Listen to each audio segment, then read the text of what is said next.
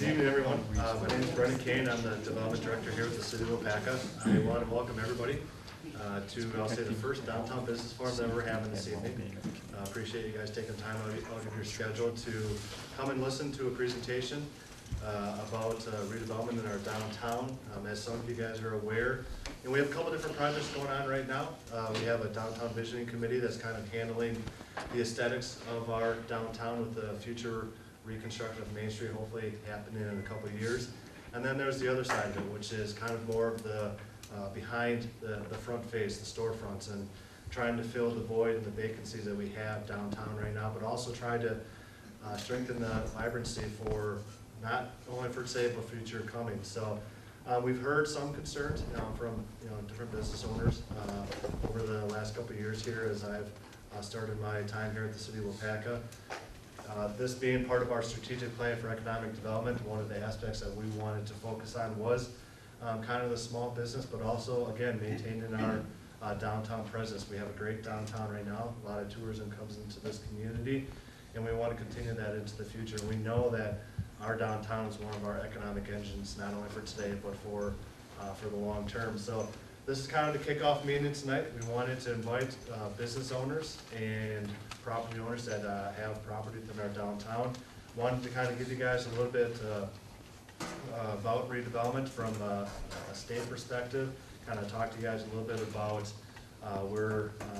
funding options we have for people that may be interested in redeveloping downtown, maybe bringing other businesses into the community. You guys did receive the agenda, so we are going to have a little portion of it. Terry from the Chamber did send out a retail survey, so we're going to have a little information on some of those preliminary survey results. And then at the end, we're going to have kind of I'll say a constructed open forum. We want to hear from you guys at the end of the day, what your concerns are as property owners, what your concerns are as individuals and retailers that have businesses in our downtown. Again, we've heard from a couple of you guys about the concern of vacancies and what the future holds, not only for your business but for other development in our area. So I want to first introduce Melita Burr. She's with Wisconsin Economic Development Corporation. She'll be doing the initial presentation this evening. So Melita. Thank you all for having me. Before I get started, just a little bit of background on myself. I was how many of you guys are familiar with Broadway District in downtown Green Bay? Good handful, okay. I want to ask why. Usually you don't want to know your history of why you know that area. But for those of you that don't know, Broadway was a Main Street program in downtown Green Bay. It received the Great American Main Street Award about 6 years ago. But I was the director for that program for a good 10 years. Following that, I actually had worked with them prior to becoming the director as well. So I've been working with downtowns for almost 16 years actually with that. Prior to joining the state, though, I also did private consulting, working with communities, working with businesses to help them make sure their downtowns are thriving, look at opportunities for business recruitment, business retention, what else needs to happen in those areas. And so now I work with the state of Wisconsin, with the Wisconsin Economic Development Corporation, which for those of you that are not familiar, it's the former Department of Commerce. Basically, we focus on economic development. I'm the community account manager for this area. I cover 28 counties for the state, and Waupaca County is one of them. So I work very closely with Henry and Brennan, and Terry has been recently with regards to the strategic planning that they've been going through at the council level. So, but if you had to pick an area of expertise from the standpoint of what people probably identify me as downtown redevelopment. It's much of a passion of mine. I think it's also very critical to community development overall. It is your single most important factor of defining who you are as a community. And it's also a signifying factor to everybody else when they come to their downtown what this community is about, whether or not it's invested in, whether it's not. So it's a very important factor even from an industrial park standpoint. If you're going to look at that, if the streets aren't maintained, if it's kind of a tired looking place, who's to say that that's not going to happen to the industrial park 10 years from now, 20 years from now? So it's a very important signifier of what matters to the community is this central place. So we're kind of going to go through the ABCs of redevelopment. And actually, before we begin, I should actually back up. Because I'd like to hear from you. Because I'd like to know a little bit, and I realize there's a big group tonight. But if you could quickly, and I know most of you probably know each other. I've heard enough chatter that you guys should all know each other. But if you could just quickly go through and identify who you are, a business or a property, the affiliation kind of thing, and what you value in your downtown. Start with you. Well, I just came downtown. I'm Jackie with in-laws. We've been here 50 weeks. 50 weeks. 50 weeks. All right, well, that's it. It's almost a year. I mean, we're gonna, well, at some point you stop being new. You got this 2 more weeks to stop being new.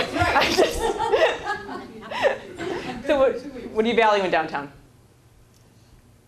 I haven't been here that long, so. 50 weeks is a good, there's a value there. What do you value? Yeah, but I'm stuck inside all the time. What do you value? I don't know. Okay. Here's another one to do.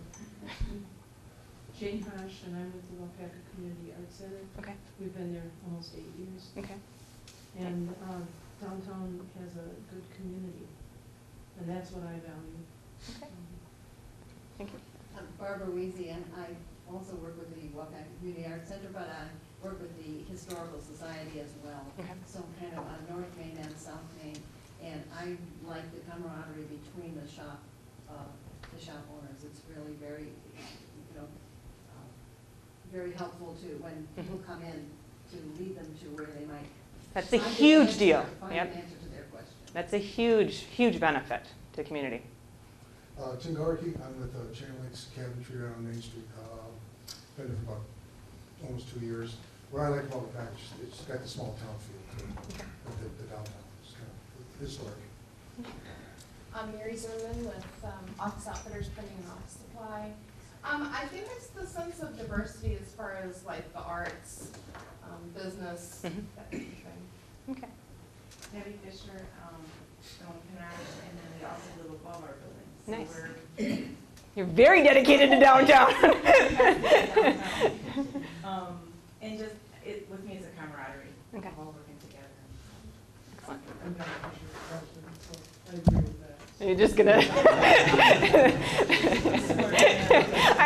I wasn't gonna say that, but. I'm Artis Eisentraut, and my husband and I are property owners on North Main Street. The building where Unique Trends and Weight Watchers is presently located. And I also have very big interest in the business here because it's my daughter that has the business. It's always a good investment. I'm in both ends. I'm Jan Moran. I own a building on Main Street with my partners, Bill and Jeannie. And for myself, I think to the diversity of the downtown. And I'm Janine Bodie.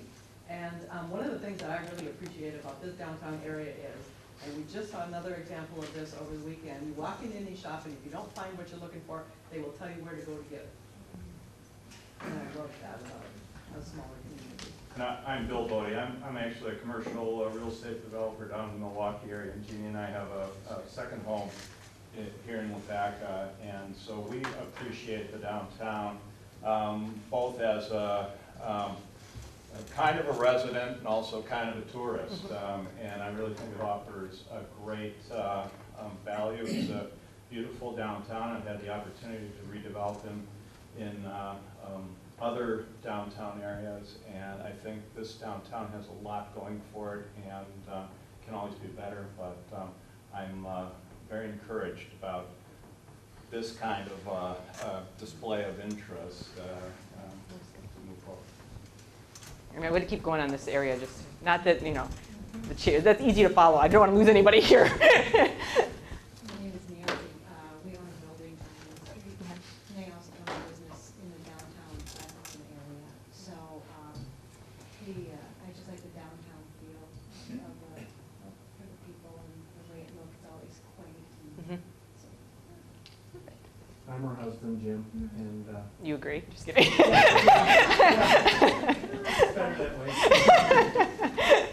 No, honestly, if you have any other thoughts, I was just. well, we bought the building as an investment.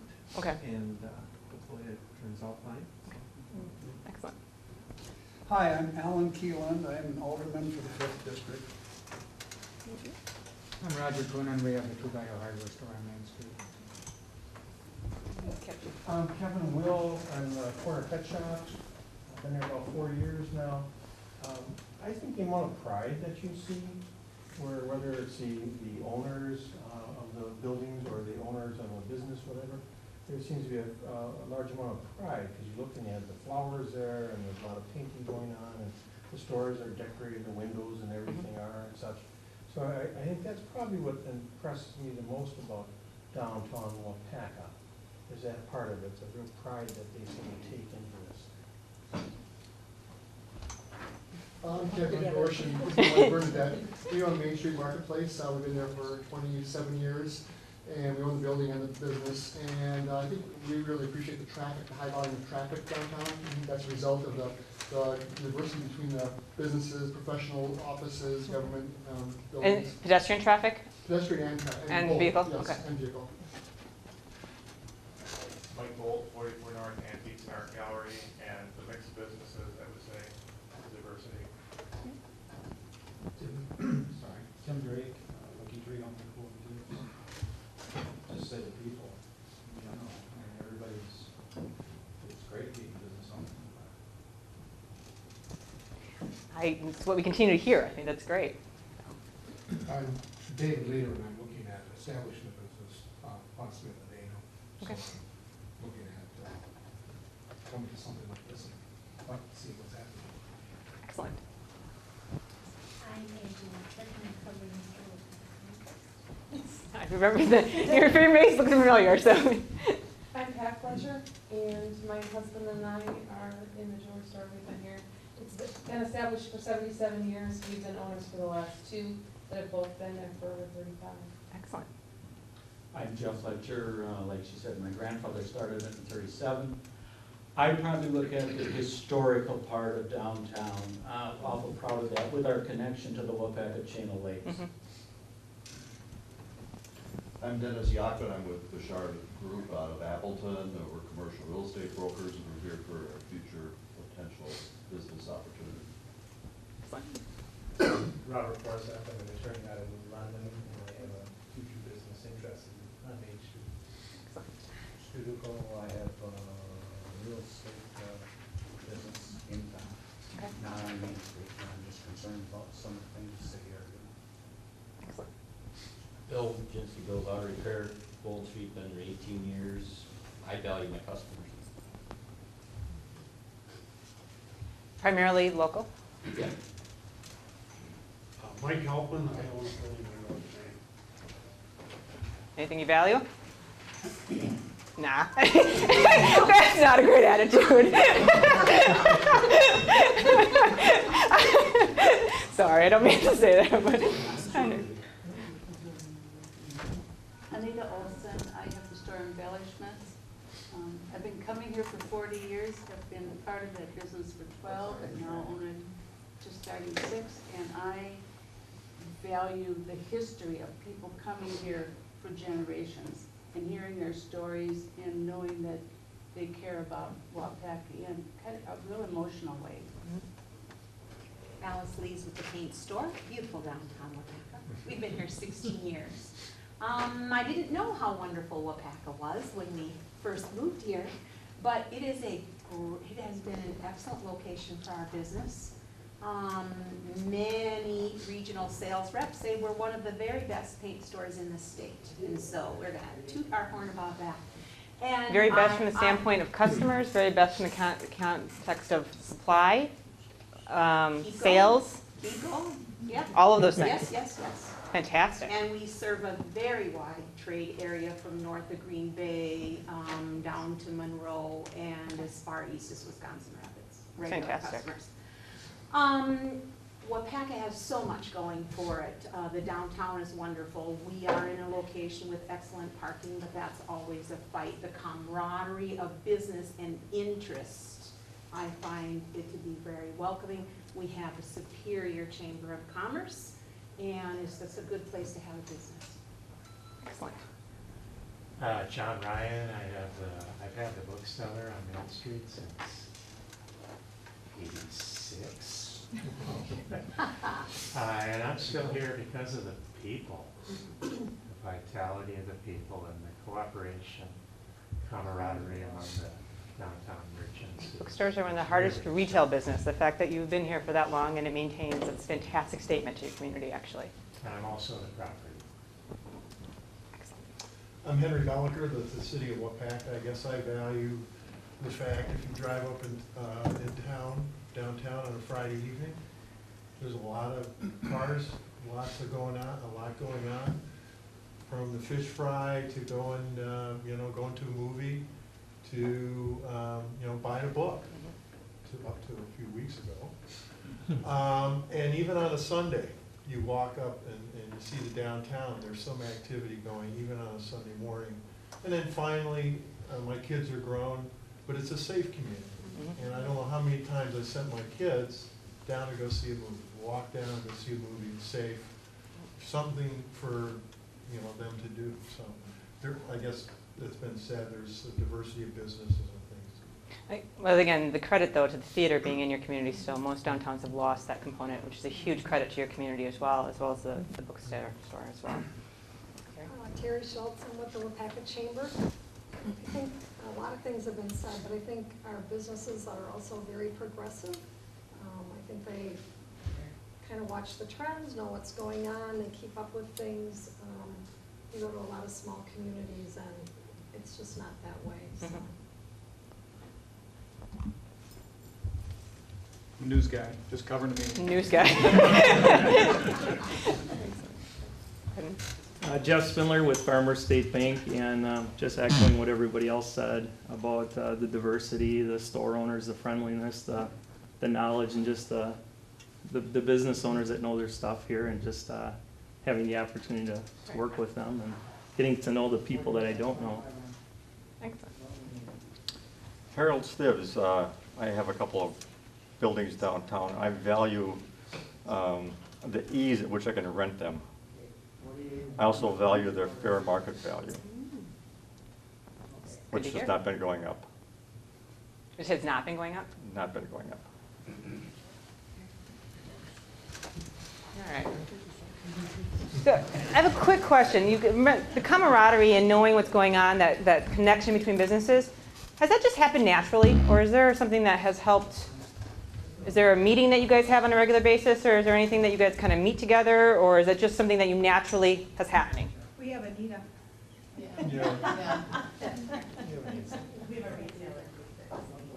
You do? Okay. So that helps with regards to building that recognition for each other's services, goods, things along those lines? Our chamber has always done a really good job with that, too. Okay. Mm-hmm. And then there are arts groups that meet and have things established in that realm as well. Okay. Music, drama, fine art. Okay. Okay. So I'm going to go through kind of a very high level of redevelopment. And I realize that most of you guys have been in downtown for a number of years, some only 50 weeks. But we're going to take a little bit high level. But again, we're looking at best practices as a whole. And just kind of get that brain going on what's the next step for Waupaca. You guys have some great momentum going already. So what else do we need to fill? What else is not happening that can help basically round out that big picture and help you guys achieve your goals from standpoint of fair market value of the properties, because everyone wants to see that happen. I mean, that's a good thing, right, to see that kind of increase overall. To, again, vacancies have been identified, obviously identifying those vacancies, what's the reason those vacancies are in place, because there's a number of reasons those happen. And then, but also you're looking at business retention. I mean, you're all here. We'd love to see you all stay in business. We'd love to see you all be stronger and be the best retailers or property owners that you can be. And so these are kind of those things that we're going to try to just kind of identify. We'll go through at the end of the night kind of what are the most critical next steps that we need to take. Right? Where do we want to go?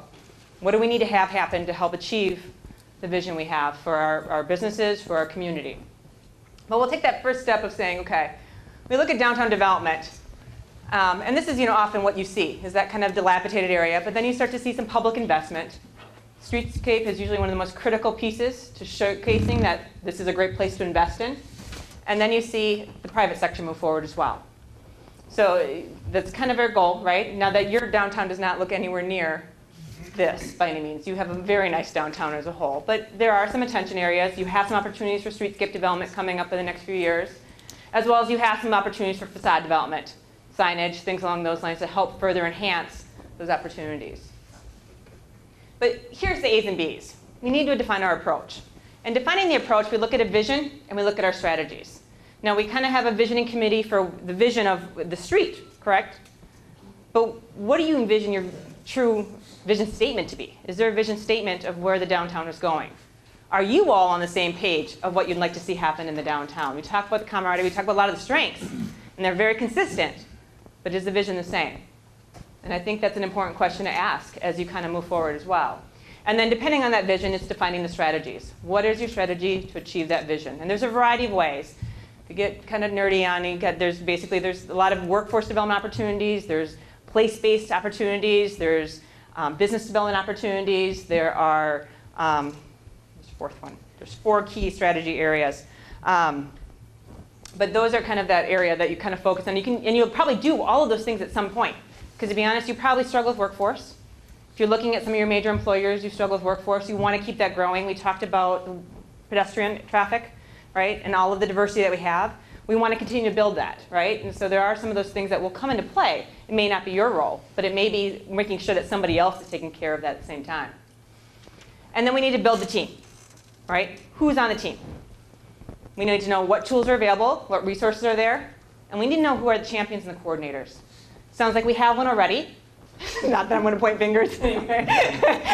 But, and obviously, where does everybody fall? What's everybody's role? So we're not duplicating efforts, that we're basically working consistently to kind of meet that vision, right? And achieve those strategies and make sure that we're all together. So vision, basically it's your guiding force, right? That's kind of a very simple statement. How many of you guys feel like you are all on the same page of what your vision is for the downtown? You have an idea?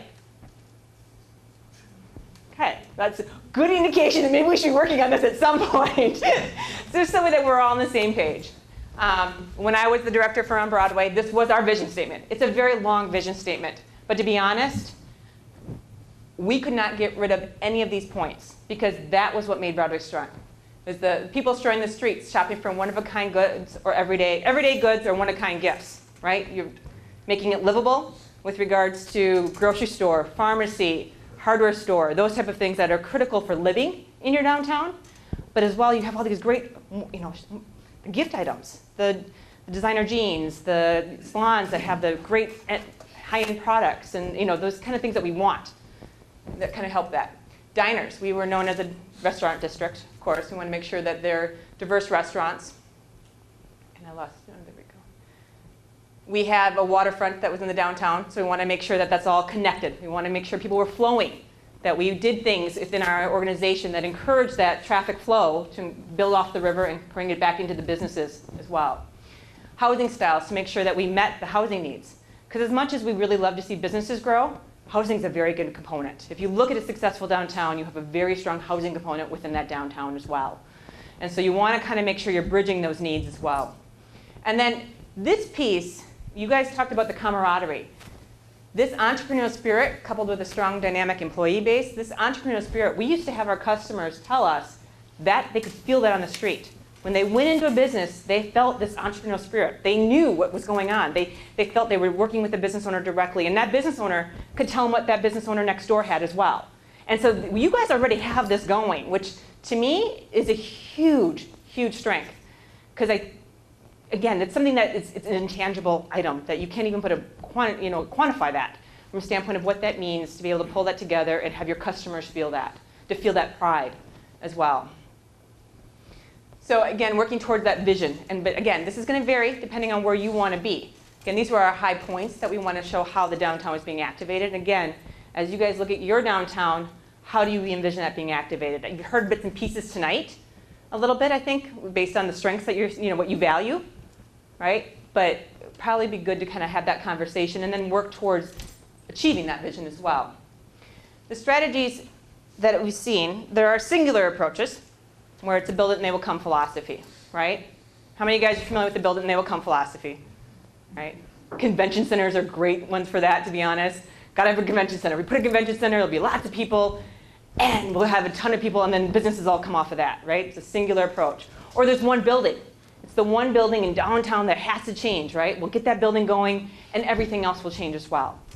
And don't get me wrong, there are some cases where you may see that occur. You may see some catalytic projects that will have that trickle effect and the multiplier effect. But typically, this is not usually the most sustainable approach. Usually this gets that momentum going, kind of helps things move, but doesn't necessarily have that sustaining effect long term. And actually, to be honest, if you want to look at big history, downtown mall developments were this approach. So the 1980s, 1970s, when they did all the downtown malls, that was that approach. It's a singular approach. And unfortunately, what are our downtown malls happening today? They're figuring out new uses for them. In most cases, they're coming down or figuring out repurposing of that. Stevens Point, Green Bay, Milwaukee has the Grand Avenue up for auction. I mean, it still is struggling from a standpoint of getting that moving. The one piece, and where the sustainability comes, is with a multifaceted approach. Now, I know you guys were all Main Street programs before. Waupaca was a Main Street program. And I have it here because it's multifaceted. And regardless of whether or not you're a Main Street or you're not a Main Street, or whether it's a downtown or just a community, to be honest, this approach and taking that multifaceted approach is still the most sustainable thing from across the board when you're looking at your community and growing your community. And growing your community doesn't mean necessarily numbers. It means growing it to what you envision happening, right? That you're controlling your destiny and not somebody else controlling it for you. The market's not demanding it, that you can have outside pressure putting that. If you can kind of control your destiny, that helps significantly when you have this kind of approach in place. It's community-based, which all of you guys here tonight, fantastic. But often you want to include residents and other things too. This is a place for people to gather. Henry, you talked about how people are walking up and down the street at any time. This is a place for the community. Your downtown is that center gathering point for the fish fries, for the movie night, for strolling up and down the street. It's a place that you can send your kids and they're going to be safe and they're going to be active at the same time. They have that opportunity. Again, I have Main Street in here mainly because Main Street's approach with regards to that multifaceted approach, the 4 points that Main Street takes, is a very good thought process overall. I actually have 5 points. I add an extra point in there. But nonetheless, that's probably the best strategy overall, and you're going to find a variety of things that happen. But point 1 is that you have an organization, right? There's somebody, some entity, something that you can rally around, that there's some coordinating effort.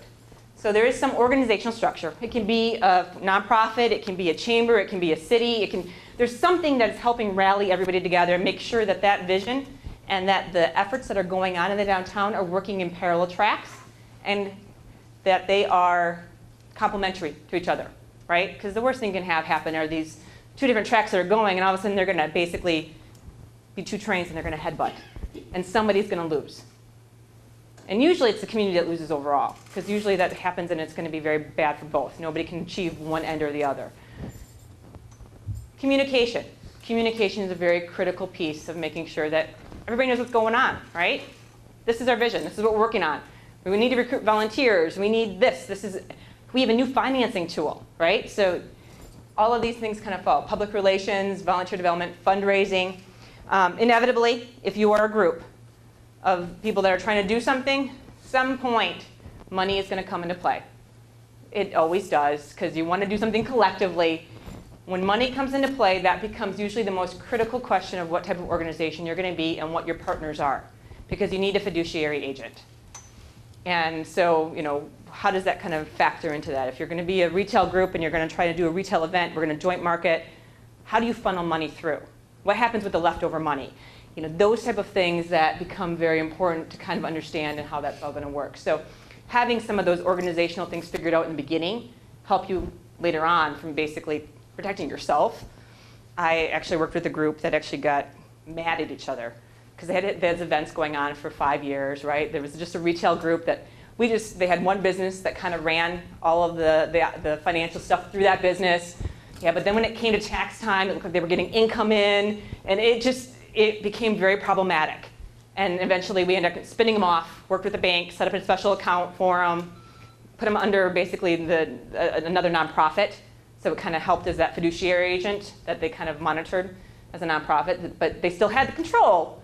It just had another partner in there to help monitor, help make sure that none of the businesses were getting assessed for that additional income, right? So marketing efforts. You guys do a good job already. I think the Chamber does a nice job with the website already. You guys have very nice elements on there as a whole. The fact that you have weekend packages, things along those are fantastic.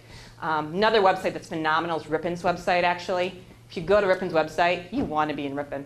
I mean, they've got people walking down the street, you've got people dining. The pictures they show are exactly what you envision doing there, right? That's what you want for that kind of place. You got your Facebook page with the City of Waupaca. I'm sure Chamber has a Facebook page. But these are all great opportunities. And obviously, you can do marketing. So as you work on building your downtown, as you work on building these opportunities, you have to communicate what changes are, right? That these are things happening. These are opportunities that are out there.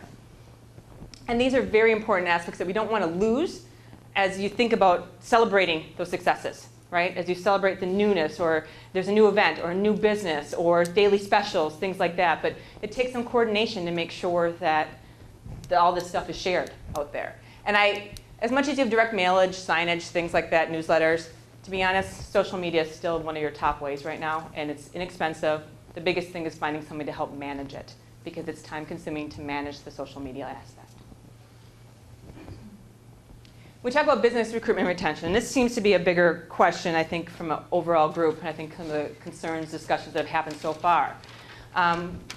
There's a variety of ways to do this, and networking events are a great way. Obviously, building up that, you kind of sound like you have a lot of that going on already with your retail group. Are there other opportunities? The Chamber does some things as well. When we look at business recruitment, targeting your businesses. Recruitment is one of the hardest things you will do. How many of you guys feel as though you are doing business recruitment right now for the downtown? Hannah, the arts? We're always talking to people about Waupaca, coming to Waupaca, trying to promote. To be honest, everybody in this room is probably the best spokesperson for downtown Waupaca. Nobody else is going to believe that this is a great place to be in business better than it's coming from an existing business owner or existing property owner to say, here's what's going on. As much as, if Brendan's going to be out there doing some recruitment, if Terry, I don't know how active you get in some of the recruitment or having conversations with new businesses interested in opening, nobody is going to be able to speak better to that business owner than somebody in this room. Somebody that has an existing business, somebody that sees the customers on a daily basis, that has that activity going through their stores. And so, one of the ways that you kind of look at that is to create that wish list. There are businesses that will do better next to other businesses. There's clusters that retail businesses will do better next to other businesses. Clothing stores will always do better next to other clothing stores, right? Restaurants will always do better next to other restaurants. Jewelry stores will always do better next to other jewelry stores. This is why if you look at the mall, there are 3 jewelry stores typically on the intersections in the mall.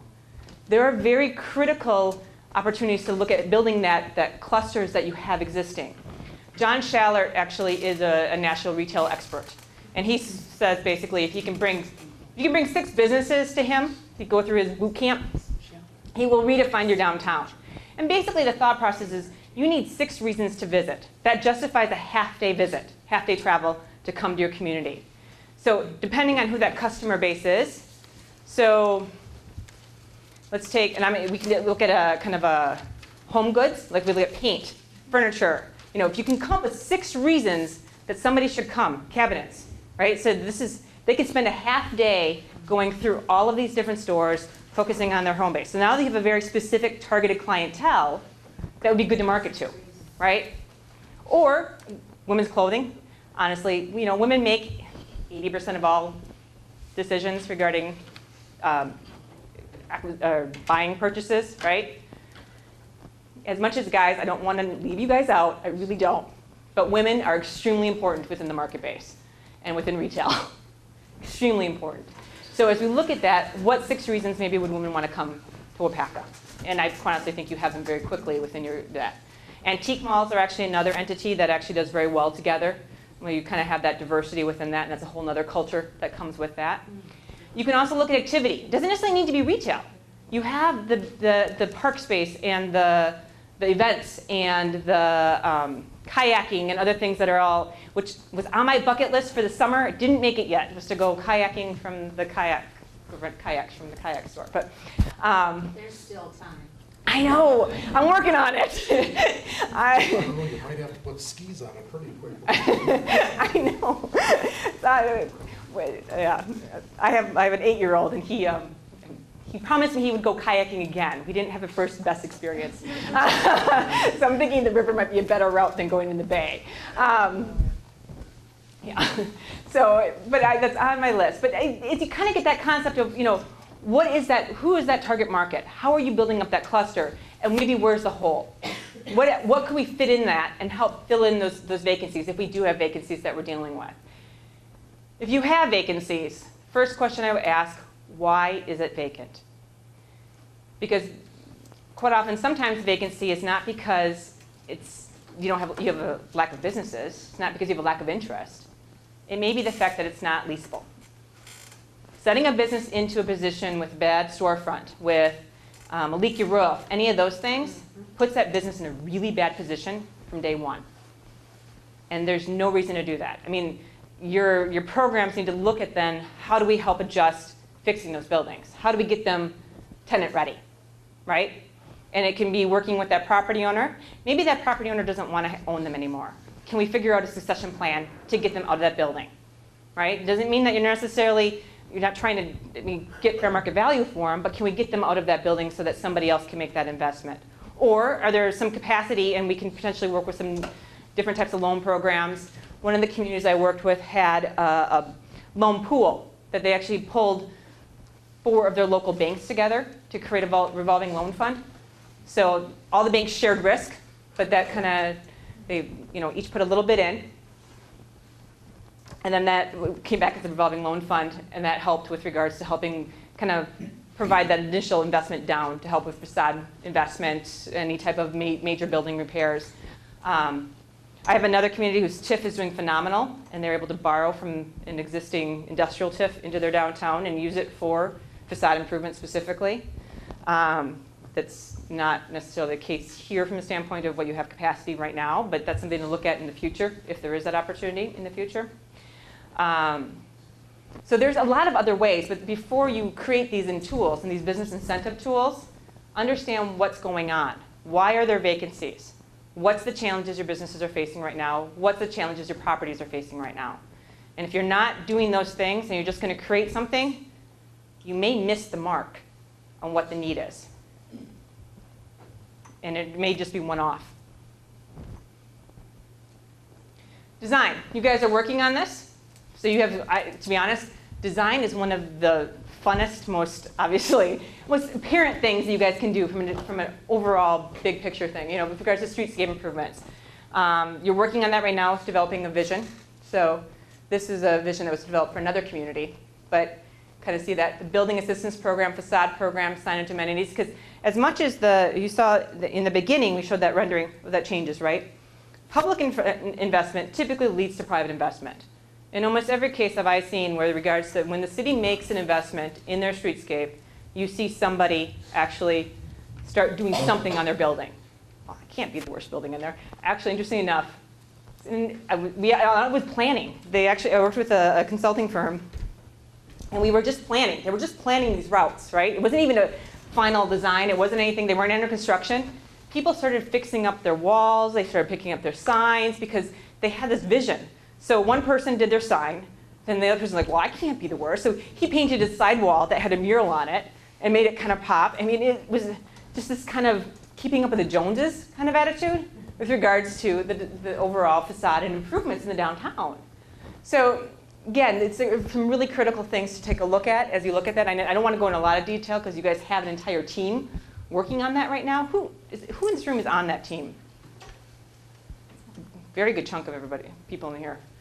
So again, as you think about this, though, you've got the streetscape happening. What's the next step with regards to streetscape? If that comes in, where's that next step? How do you maintain it? How do you look at those type of tools that you want to have in there? But then how do you also work with your property owners to encourage additional improvements if necessary?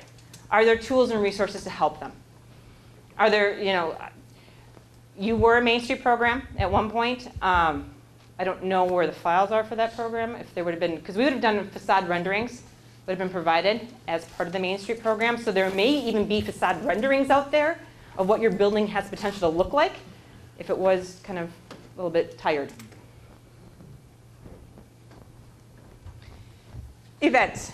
You know, number one way to bring people to an area that they haven't been to, are unsure of, not sure what's all about here, are events. People love to be around other people. They just do. I mean, restaurants without windows tend to not always do as well as restaurants with windows because people like to see other people. If you're scared about what's going on behind that, get people in your window. I mean, there's a really, and you guys have some wonderful window designs though, as a whole. Your storefront designs as a whole are actually very nice.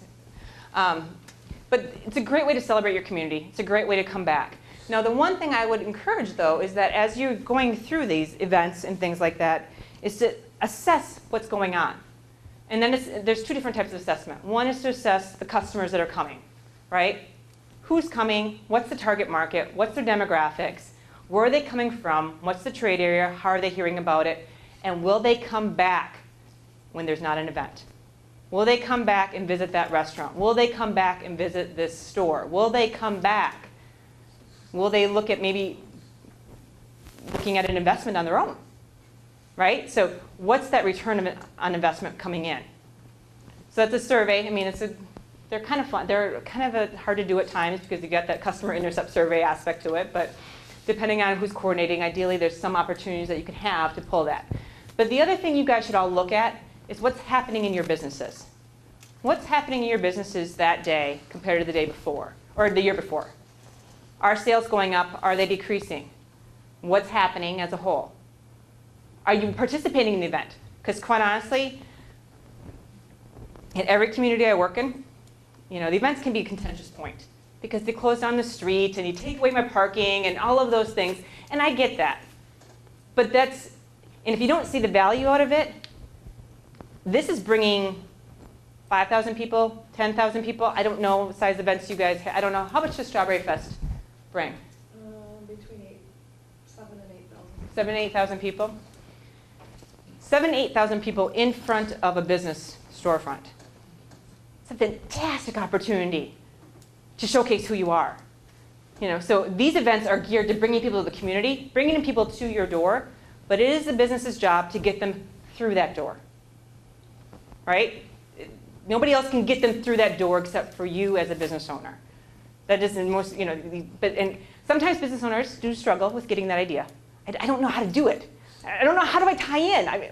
I used to actually provide my businesses, we did 5 major events throughout the year. We shut down the street way more than, well, our farmers market ends up shutting down the street every Wednesday night. But we actually gave them cheat guides of how do they participate, you know? They had this mental block.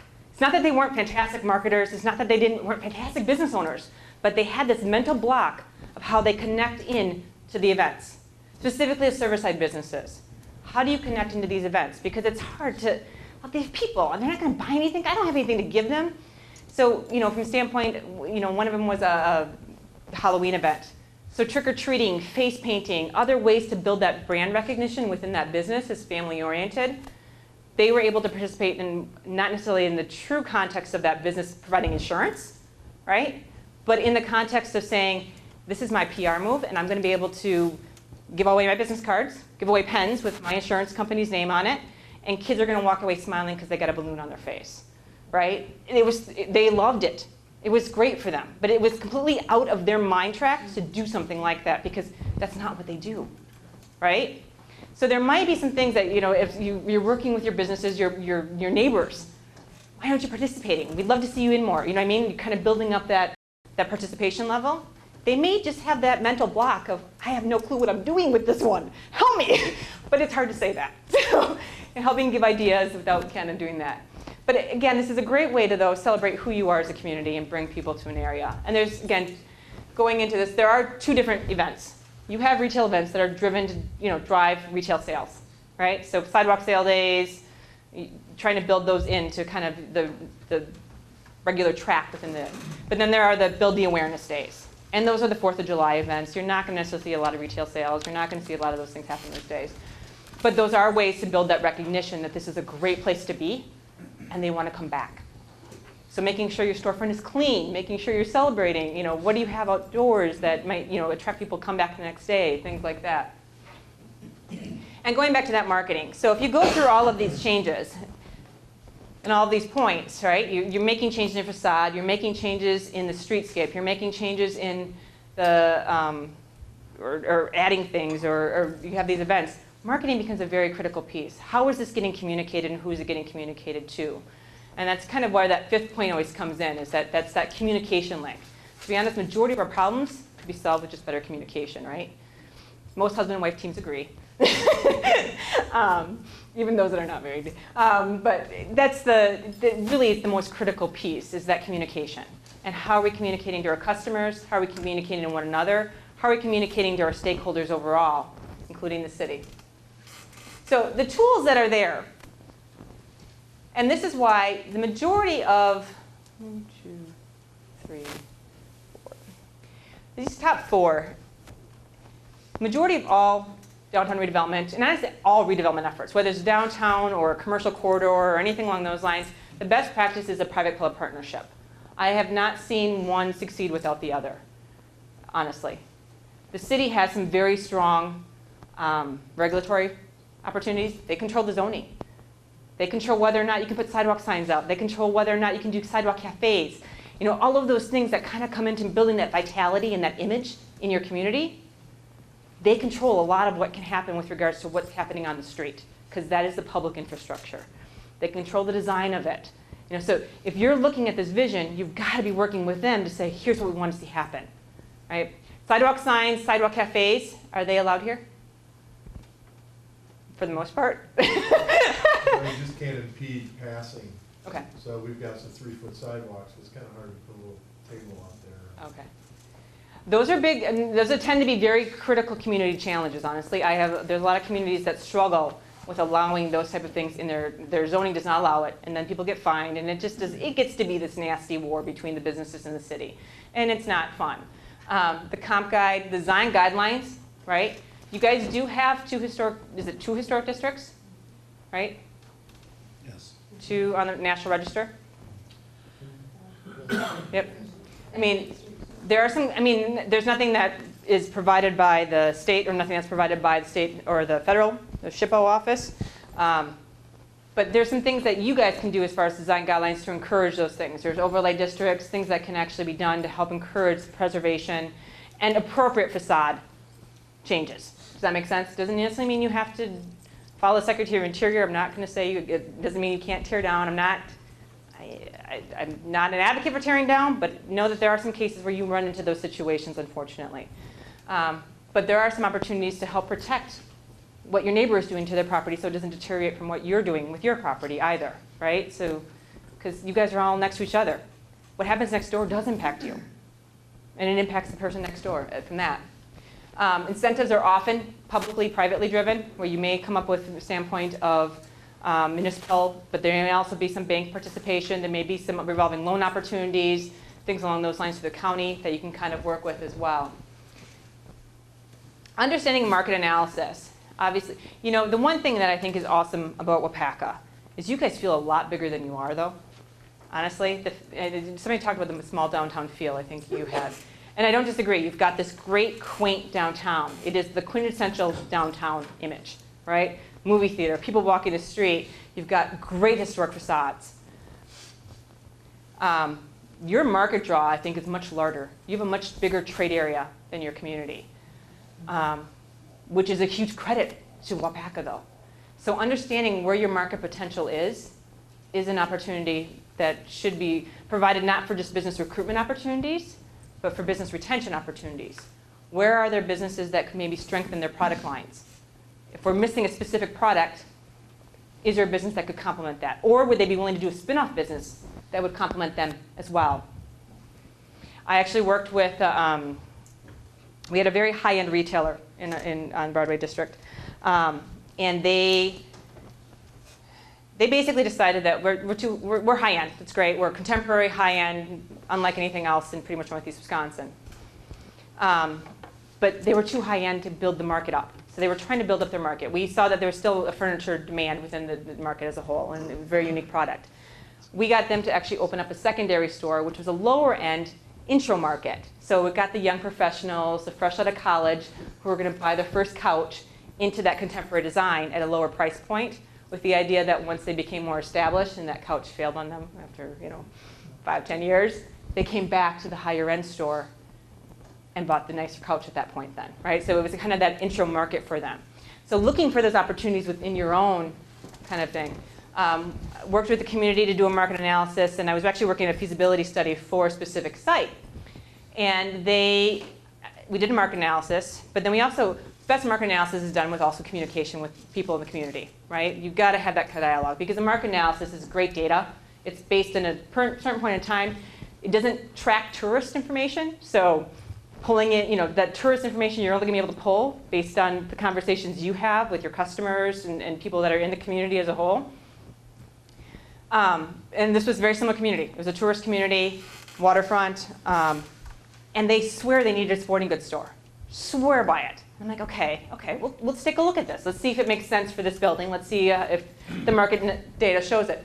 When we ran the market data, though, it showed that they were actually the draw. Like, people were coming from outside the area to come in for sporting goods to the community. Okay, well, that's not matching. We're hearing from the community they need a sporting goods store, but they're a draw from everywhere else. What's missing? And we drilled down a little bit further. We found out it was a specific product. There were specific water-based items that were not available in that community. So water sports opportunities, things along those lines. They had other sporting goods. They had the basketballs and the frisbees and baseballs and things like that, but they did not have some very specific water-based sporting goods that people were looking for. So we were able to work with one of the local sporting goods stores, actually one of the local boat stores, to enhance what they had as their retail line. So not only did that help that business grow, but it also met the need for the community. So there's some great opportunities. There's great resources for this, whether if you have one done, we can get you some basic information on located in Wisconsin, but you could also pull in East Central did actually some basic market analysis information as well. UW Extension actually has an entire market analysis process that they will go through with the community, which includes the data analysis, but can also include some of the interviewing process that they go through to get to that true community need and working with the community as a whole. And then we talked about funding mechanisms. There's a variety of funding mechanisms to help with those next pieces. But again, first you want to know what you want to accomplish and then figure out the budget after that fact. Other tools, and I'm going to bring up technical tools specifically through WADC. I'm going to focus in on. We offer the Main Street program. Main Street program is through Wisconsin Economic Development Corporation. How many of you guys do remember the Main Street program? Almost everybody. Okay. Requires a staff person, requires a budget, things like that. About 2 years ago, we actually introduced Connect Communities. And Connect Communities actually is a program that's dedicated when you don't have a staff person, you don't have a budget for that kind of downtown attention. All it needs is a committee that's dedicated to downtown. It can be a committee of the chamber, it can be a committee of the city, it can be a standalone committee of the businesses. We don't necessarily evaluate that, but we want to know that there's a group that's working on downtown, that this is their focus, this is their area. And that provides technical resources to that group then with regards to some additional training. One of the best resources that we actually have is an online resource library that people pull from, as well as there's a chatter group that all the different communities can kind of talk and share ideas. And for example, Plymouth is one of our Connect communities. They did a mural program in their downtown, very successful mural program if you're familiar with Plymouth. Mosinee wants to do it. So Mosinee connected with Plymouth, and they were able to kind of share how Plymouth did it, and then they were able to get some guidance right off the bat. So you're not starting from scratch, basically, right? You've got these resources that are out there that you can kind of pull from. A number of our communities that are no longer Main Street programs are actually now in the Connect Community program. Anago, Crandon are two that I'm most familiar with. And I want to say Portage came in this last year, if I recall correctly. And then financial resources. I'm going to jump a little bit here. We have funds for contaminated sites. I don't know if you guys have any concerns of contaminated sites in the downtown, dry cleaners, gas station sites. Brennan, I'm looking. Henry, nothing that you're aware of? All right, we're going to skip that altogether then. We have funds available to assist with assessment as well as cleanup. A new grant that just came out this is now our second year going, our second fiscal year, is our Community Development Investment Grant. This tool was specifically created when municipalities, as well as the private sector, don't have enough resources at their fingertips to help make a project go. And this happens often. It's geared for downtown. It's geared for specific reinvestment projects. We're not looking at greenfield development. This isn't going to fund a business park or anything along those lines. This is really intended for redevelopment purposes. And what it will do, actually, and to be honest, the best projects that we've seen are actually where the municipality is the applicant. They're eligible for 1 grant per year. That's it. Sorry, Brendan. Sorry, Henry. Well, technically 2, but 1 capital grant per year where you're actually making an investment. The ones that have been the most successful are those that actually are going to a private developer. It functions similar to how TIF money would work. If you're familiar with how TIF money works, there's a development agreement that would go in place with the municipality. As a developer, you agree to certain things to be done with your building, certain investment, certain expectations as a whole, certain tax base, whatever you agree to with the municipality. And that then it can be up to, and it can cover up to 25% total project cost, not to exceed $500,000. So we have a competitive cycle. There's actually 3 application rounds this year. First one is due today, actually, so you're not going to make today. But if there is an opportunity in the community, it's a great opportunity. It's one of those things that you just has to happen. It would be great to kind of build up that momentum and that excitement in our downtown. This is an opportunity to work with the city, specifically if you have a gap issue in your financing. We do want to see need. You can't just, if it works, please use your sources that you have to go. This is really intended for gap financing. The city does not have a lot of TIF capacity, and in the downtown there is no TIF, correct? So you don't have TIF funds available to the downtown area, which is typically the #1 tool that the state gives to cities to invest and help support private development. So in this case, this would be a very good candidate if there is that kind of project where you have that redevelopment opportunity and the city doesn't have it and you're running into a gap issue on your own end. So a community is eligible for one of these, one of the capital ones per fiscal year. We also have a planning side where you can actually cover up to 25% of a planning initiative.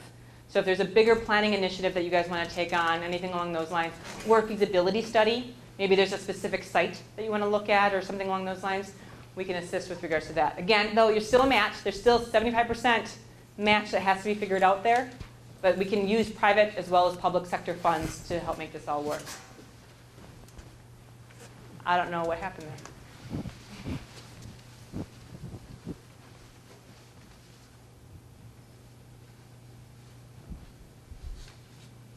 You want to close? Does the touch screen work? No.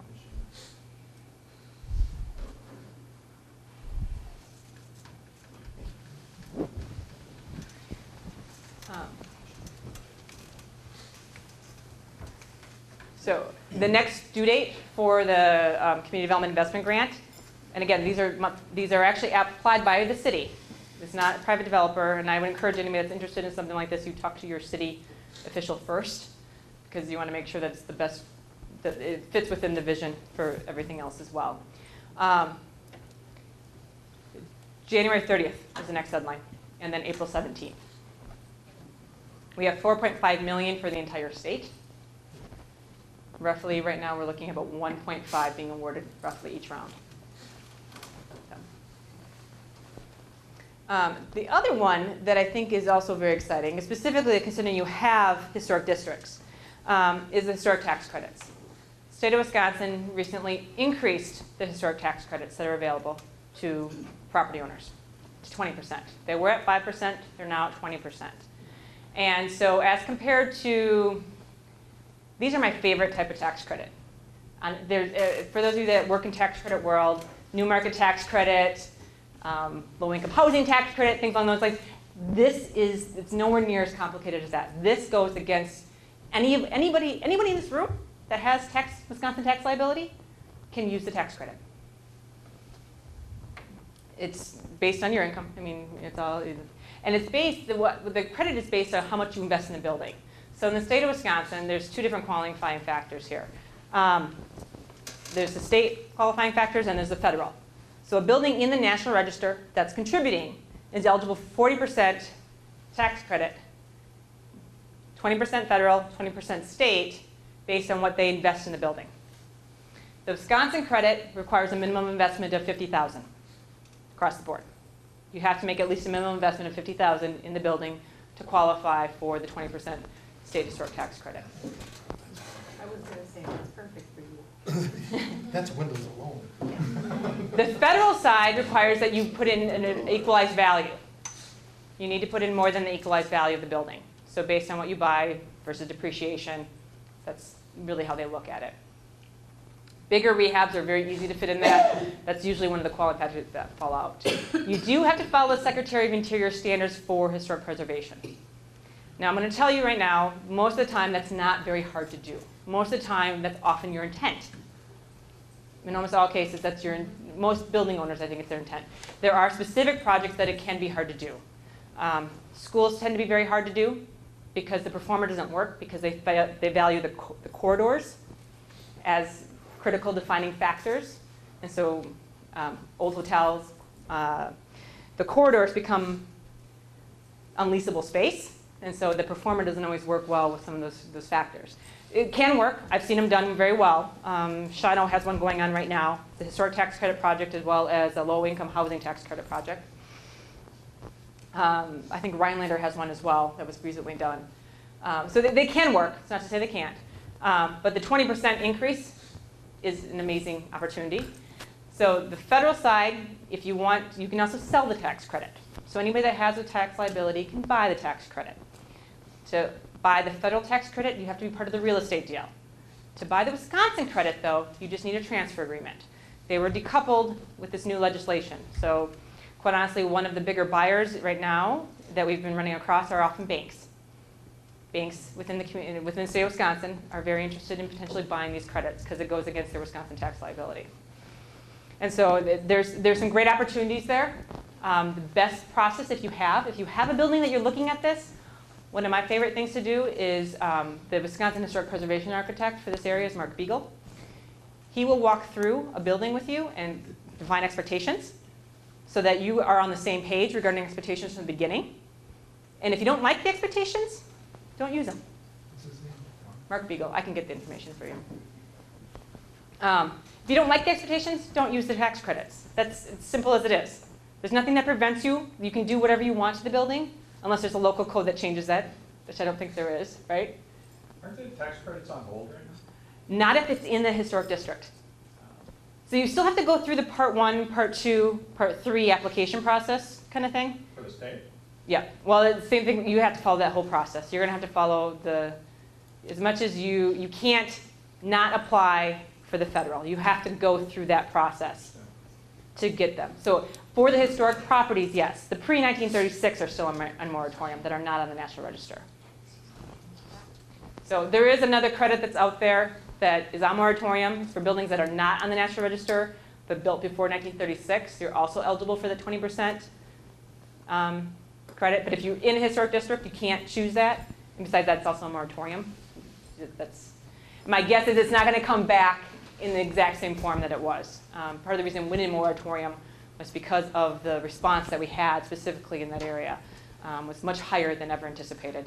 I think they estimated, I think we quadrupled what they estimated in use within 4 months. What they could plan for a year was basically quadrupled within 4 months of opening that opportunity. So there was a very significant demand and opportunity with that.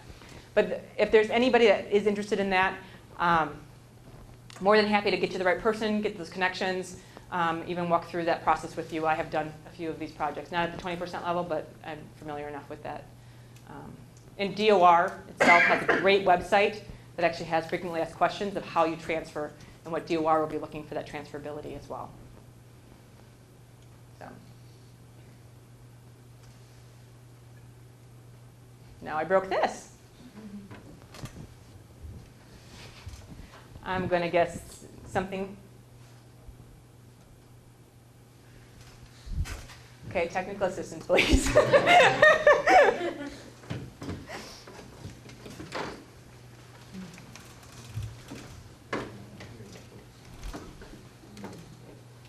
think it froze it.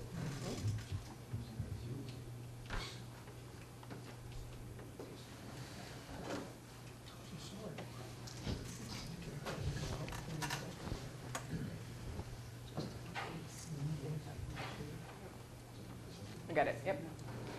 So as we move forward and you look at, okay, where you guys are going to go next, you're going to need champions, right? You're going to have champions. Again, I think we've identified a couple in the room already, but basically the champion's job, right? Know the goals, know the resources, understand the competition. And I use competition very loosely. It's a market. We rely on a free market, free economy. We compete. We compete against other areas. We compete against other businesses. We compete. Understand where those competitions, and to be honest, co-opetition is probably one of the best things to take a look at, is how do you grow together as a whole.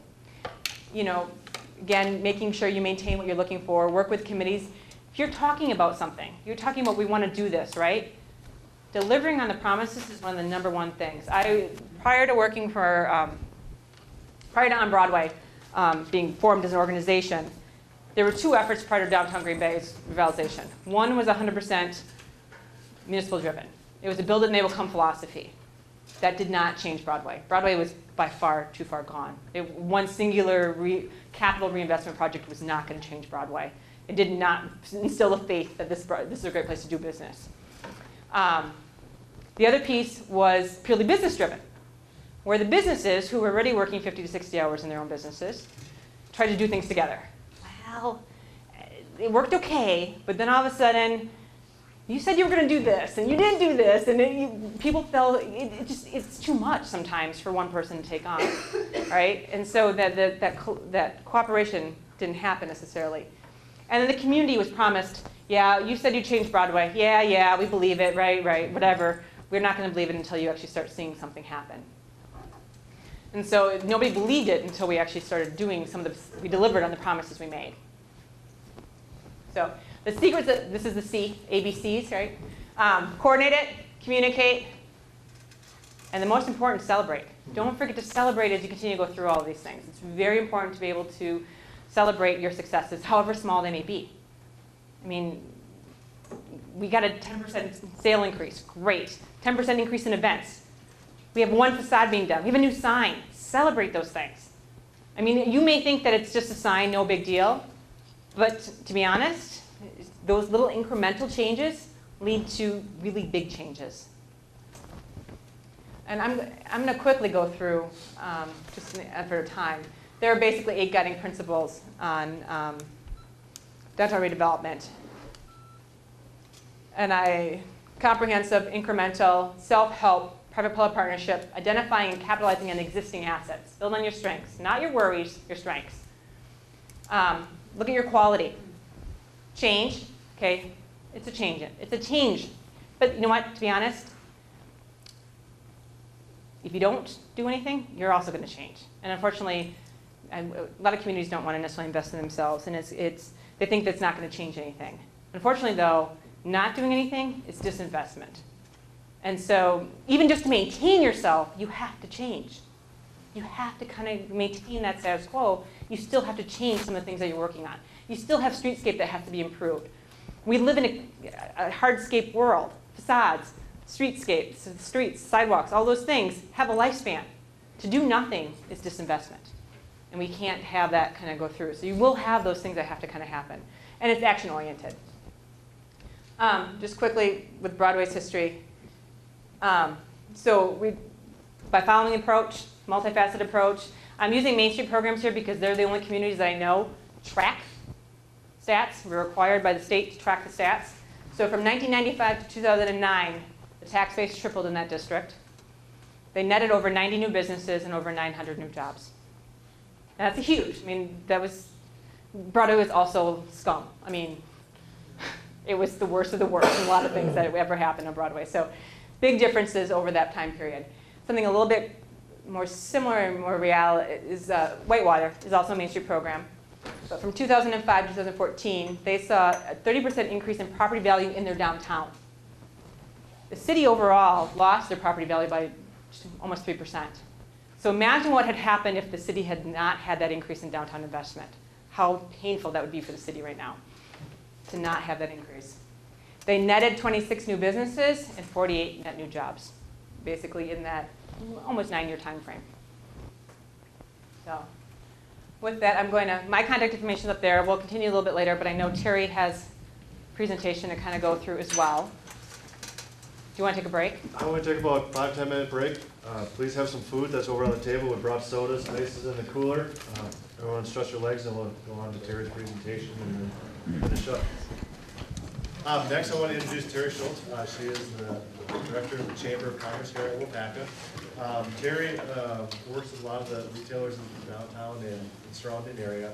And I just want to invite her in this evening, kind of just give you guys a little preliminary analysis of a survey that they're doing right now that was sent out a couple weeks ago. Some the retailers in downtown may have received that, but just felt with this organized meeting tonight that we one, introduce Terry for anyone that doesn't know her from the property owner standpoint and retailers, but also just kind of give a little glimpse of where we are right now, what some of the information and trends that we're seeing currently from everybody. So Terry, I'll let you take it over. Sure.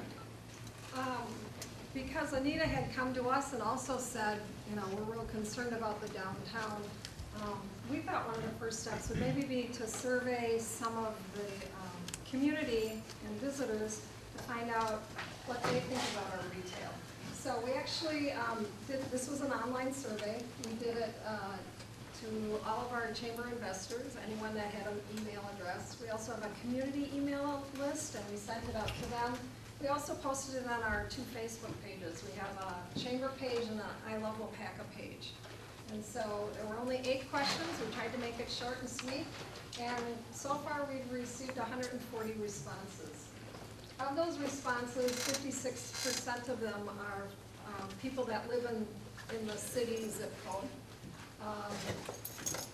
15% were in a 15-mile radius, which would include Scandinavia, Iowa, Manawa, Ogdensburg. Then we also tracked about a 40-mile radius, so 8% were from there, which would include Stevens Point, Neenah, Appleton, that kind of area. And then because it did go to our Facebook page, we did receive a lot of out-of-town people, so about 21%, and that included people from Minneapolis, Milwaukee, Chicagoland area, kind of a wide range. Also like Green Bay, those types of areas. So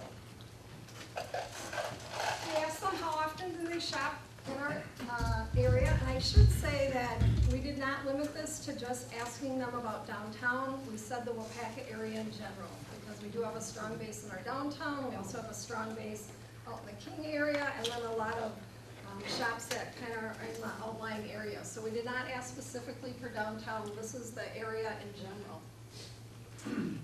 54% answered that they shop on a weekly basis, and 16% either said on a daily or a monthly, and then it goes down from there. And of course, we have the quarterly or the never for people that are outside the area.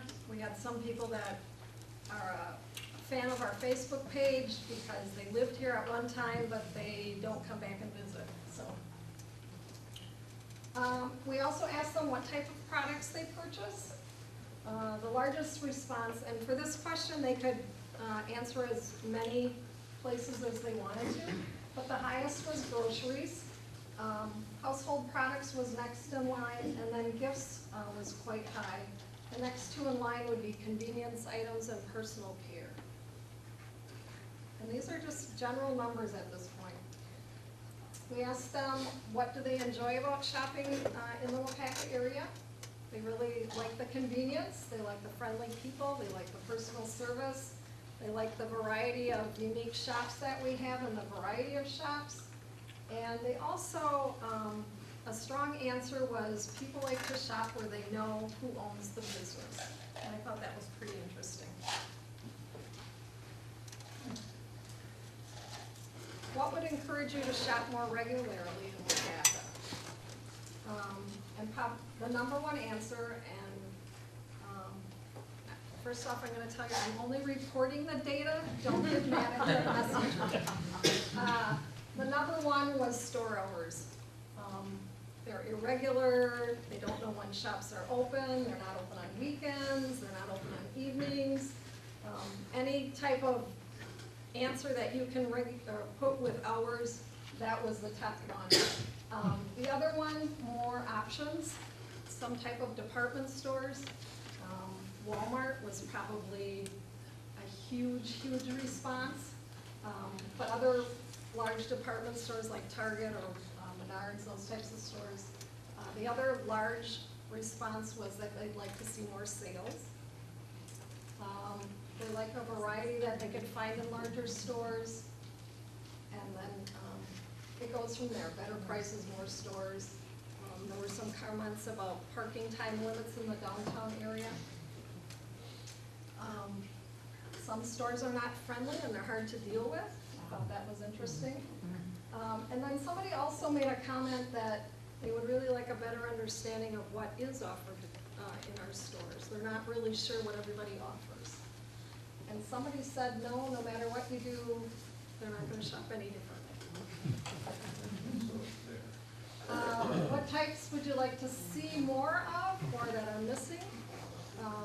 Men's clothing was probably the top answer. Shoes was the second. And third was Walmart. And then there's a wider range. Jerry, out of curiosity, did you ask demographic information? No, Whether or not we they were did male not. or female? No, we did not do demographic. But then there's a mixture. Moderate women's clothing, discount stores, more fine dining, sporting goods was high, a good bakery, home remodeling, a card and gift wrap shop, electronic computer, fabric, hobby craft store, an ice cream shop on Main Street, and a brewery. Where winery come?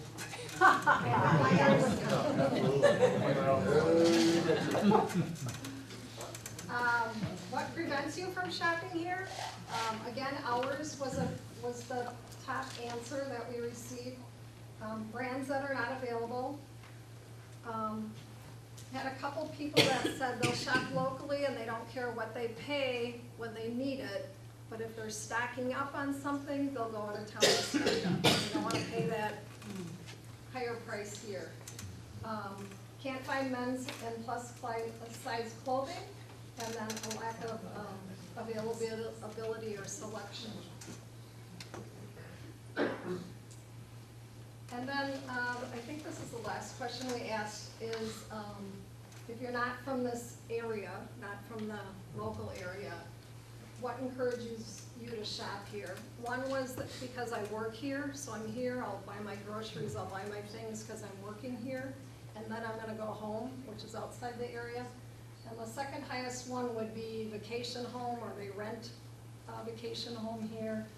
They're here camping, or they're here visiting family, that type of thing. So, that's it. That's all I got. Terry, Yes. were these questions blank or were they multiple choice? Some of both. Or a list? A number of them were, they could enter in comments. I think the very first question was, we gave them choices of what places do they shop, but the rest of them all were open-ended questions. So you didn't count them at Walmart? No, we didn't count them. Just one. No. Okay, that's it. And interesting enough, one of the things that we did in working with the community and some strategic planning initiatives, we did look at the commuting pattern, and so it's hours. If I recall correctly, maybe Henry, I don't remember if you, I know Brendan, we did try to connect. If I recall, the commuting pattern was about 50-50, where we lose. No, I get jackled. Basically, 50% of the workforce is coming in from other areas, but 50% of your workforce is leaving. So right now it's a net flux, but from a shopping hours, if you have 50% of your community leaving to go somewhere else, and your shopping hours are only until 5 or 6, that causes some big problems for your local population and where they should be able to access your store hours and whether or not they'll be able to shop in their own businesses and their own community. They may have to choose somewhere else because of that specific reason. I don't remember the exact date. I know Brendan has it, so if anyone wants to know the community, the actual, we did pull up some of that information. It's really hard to do strategic planning if you don't know who you are. Actually, I'm done with this. So, but Terry, Margaret, I'm going to take the I next. can't spell, so I'll apologize. We've heard the starting point of some of the opportunities. We've heard some thoughts and some concerns, things along those lines. But we'd like to start the conversation, and this is a starting point for conversation. I don't think We're gonna get through everything tonight by any means, and so I would hope that there'd be some opportunities to continue this dialogue as you kind of continue to move on the downtown redevelopment. If there can be some next steps identified on how that can happen, that'd be fantastic. But tonight started the dialogue with regards to what needs to happen. What do you guys envision as the next best steps for the downtown?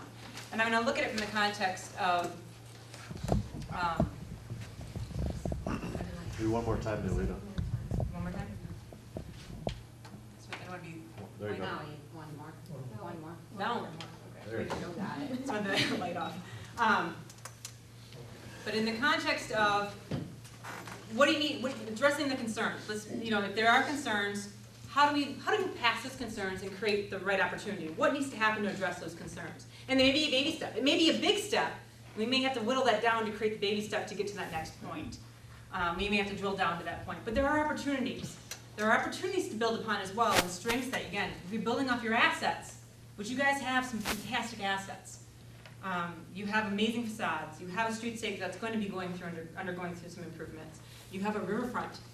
That back area by the waterfront, amazing. I love that area.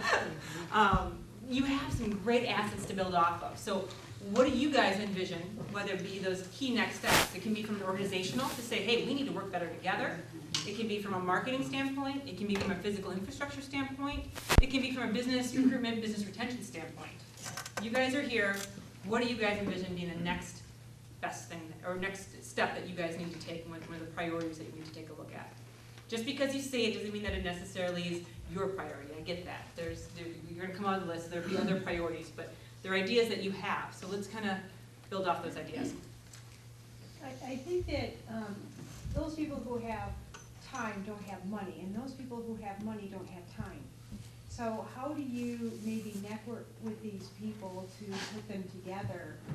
There's some people in their 20s and 30s that are just magnificent workers, very creative, would work their tails off if they had the right financing. There's other people who would love to invest in downtown if they had more time to participate and be involved and watch over things. Because a non-business, when a business owner is not participating in their business, it doesn't have a great success rate. And I'm not exactly sure why, but if there's some sort of almost an anonymous, because there's going to be some cold feet, trying to meet these people. It's just an idea. It's just what I see common. And are we talking about it from the context of like a business owner, from a business standpoint?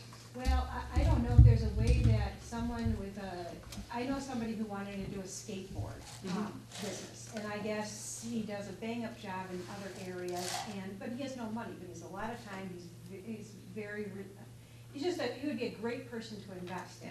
Okay. So, but if that person would have an area in the community that they could go and say, hey, I've got this idea, is there a place for investors and creative people to get together without really, almost anonymously, but still being able to network with each other to explore to see if they wanted to go down that road.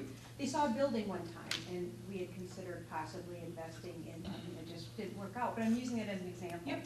No, I think connecting investors to entrepreneurs, and maybe even like an angel investor kind of group, for lack of a better term. Angel investor typically does high tech, so we're going to use that term a little bit loosely here with regards to looking at downtown angel investment strategies. But I think that's the concept you're looking at. Okay. We used to call it the ladies who lunch, who always wanted to run a business, but never really, they really didn't want to run the business. They were ladies who lunched who wanted to say they owned the business. Other ideas? I wonder if some of the ideas that the visioning committee has come up with, as far as like benches or plantings, if those things are planned, if they could be put in place now to see if we have envisioned, see how they might work. Get the benches now, put them in our old sidewalks. When it's time to take them up, put them away safely for the end result. But if we could start making downtown even more sitting friendly, user friendly. I'm going to add a point, just increase pedestrian amenities. Yes. Sooner rather than later. I think that's kind of the thought process. Yeah. Some things that have been decided on already, kind of. When is streetscape again?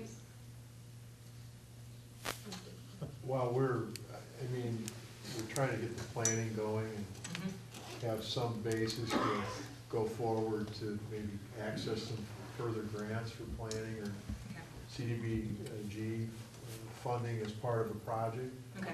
But, we're 2 or 3 years off. I think best case to seeing a project happen, I think it's gonna have to, build some momentum. I mean, this is so encouraging here to see the kind of. And I would encourage you guys to try to look at some immediate successes to reinforce the fact that there is momentum. Because the worst thing that can happen is you have this amazing momentum here tonight, you had this great conversation, and all these ideas stay ideas. Right?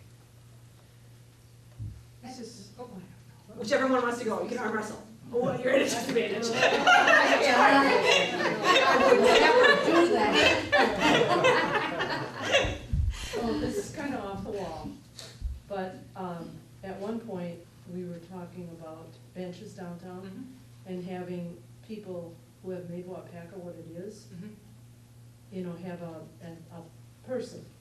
Like name the benches? No, sitting at the bench. Oh. Like Chief Waupaca or Art Folk or, different people who are significant to Historic Waupaca. persons, People need a statues. reason that, go to Waupaca, you should see this. And that, then you could have a story. I mean, it's a thought. New Glarus has cows. There's this cows right now. But there are insignificant people. Milwaukee has Fonzie.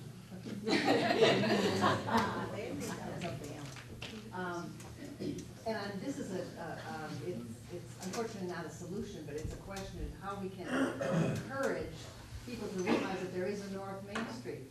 And there are tons of businesses on North Main. You come into town and there's the city's hall and those 2 blocks of South Main up to the post office are, people seem to know that that's there, but Not the North Main. it's the North Main area. So how about business promotion? And why don't we add a little marketing, because I think there's a couple different things that can happen under there from a marketing standpoint, right? But there's also wayfinding signage, there's some, things that can happen that, how do we build that in? But I think that even goes to some of the stuff that you were identifying even in the survey, Terry, with regards to that people don't necessarily know what all the businesses offer, right? So how do we build that recognition of what's in downtown? Well, it also includes kind of a what's happening where kind of thing. And there is a little, I don't know how familiar you are with North Main, where there's an arch that goes down to that river park. There's a little cement area there that could have, could we do something with that activity-wise, So it could be business promotion, we have, I activities- think, general marketing, potential events, right, that kind of draw people down to that end. Yeah. Kind of an anchor aspect, develop a North End anchor. And- Right? That would do it. That would be working. And then the downtown anchor, that anchor can be a number of things. That anchor can be an actual physical space that's activated, right, on a regular basis, something that happens that people want to go to. But it can be a business as well. If your business is not able to do it, I would encourage you to take a look at opportunities to see what can be done from a more of an event activity standpoint. I have thought of an event for downtown. Excellent. My sister lives in Port Townsend, Washington. I've been there, it's fantastic. It's a wonderful community. Well, what they do every couple of years or so is they take a city portrait and they say, okay, this park, everybody show up at 2 o'clock. All the people from the community who shows up at 2 o'clock, they've got somebody on either cherry picker or whatever takes the picture and they sell these pictures in town. And I've thought that up at the Danes home, if we could somehow get a cherry picker or something up, that parking area and that little park that the Master Gardeners have done a nice job with, would be a nice place to take a Waupaca Community photo.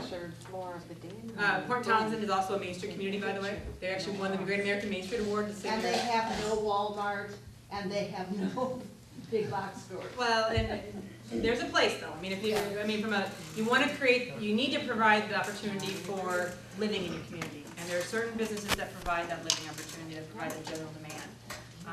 Gotta be careful not to exclude livability. It's a very livable community. So, just caution as far as someone that looks at that standpoint. I don't disagree, you wanna be cautious how you look at those things. Other ideas? We have some pockets in downtown of slumlords. How do we encourage people to get rid of, or to upgrade apartments or close down apartments so that we don't have tenants who intimidate customers, who intimidate potential business owners, who intimidate, employees? Our building when we bought it 20 years ago upstairs was a slum, and my wife in her infinite wisdom made me promise we were not gonna rent those apartments out. We were gonna, write the business plan for the purchase of the building, that the first floor had to carry the building, and we didn't want it to be that slumlord, so how do we get rid of that element? In a politically incorrect way. Well, there's a couple different ways to do that. I'm not gonna, there's elements to this factor. So if it's truly a safety issue, your policing needs to come into play.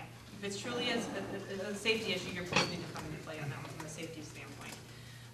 The other thing though is that realize that they're also real estate owners, right? And so this is the dilemma, is that more than likely this building cash flows for them, and it cash flows very well for them, right? They have it, it cash flows great.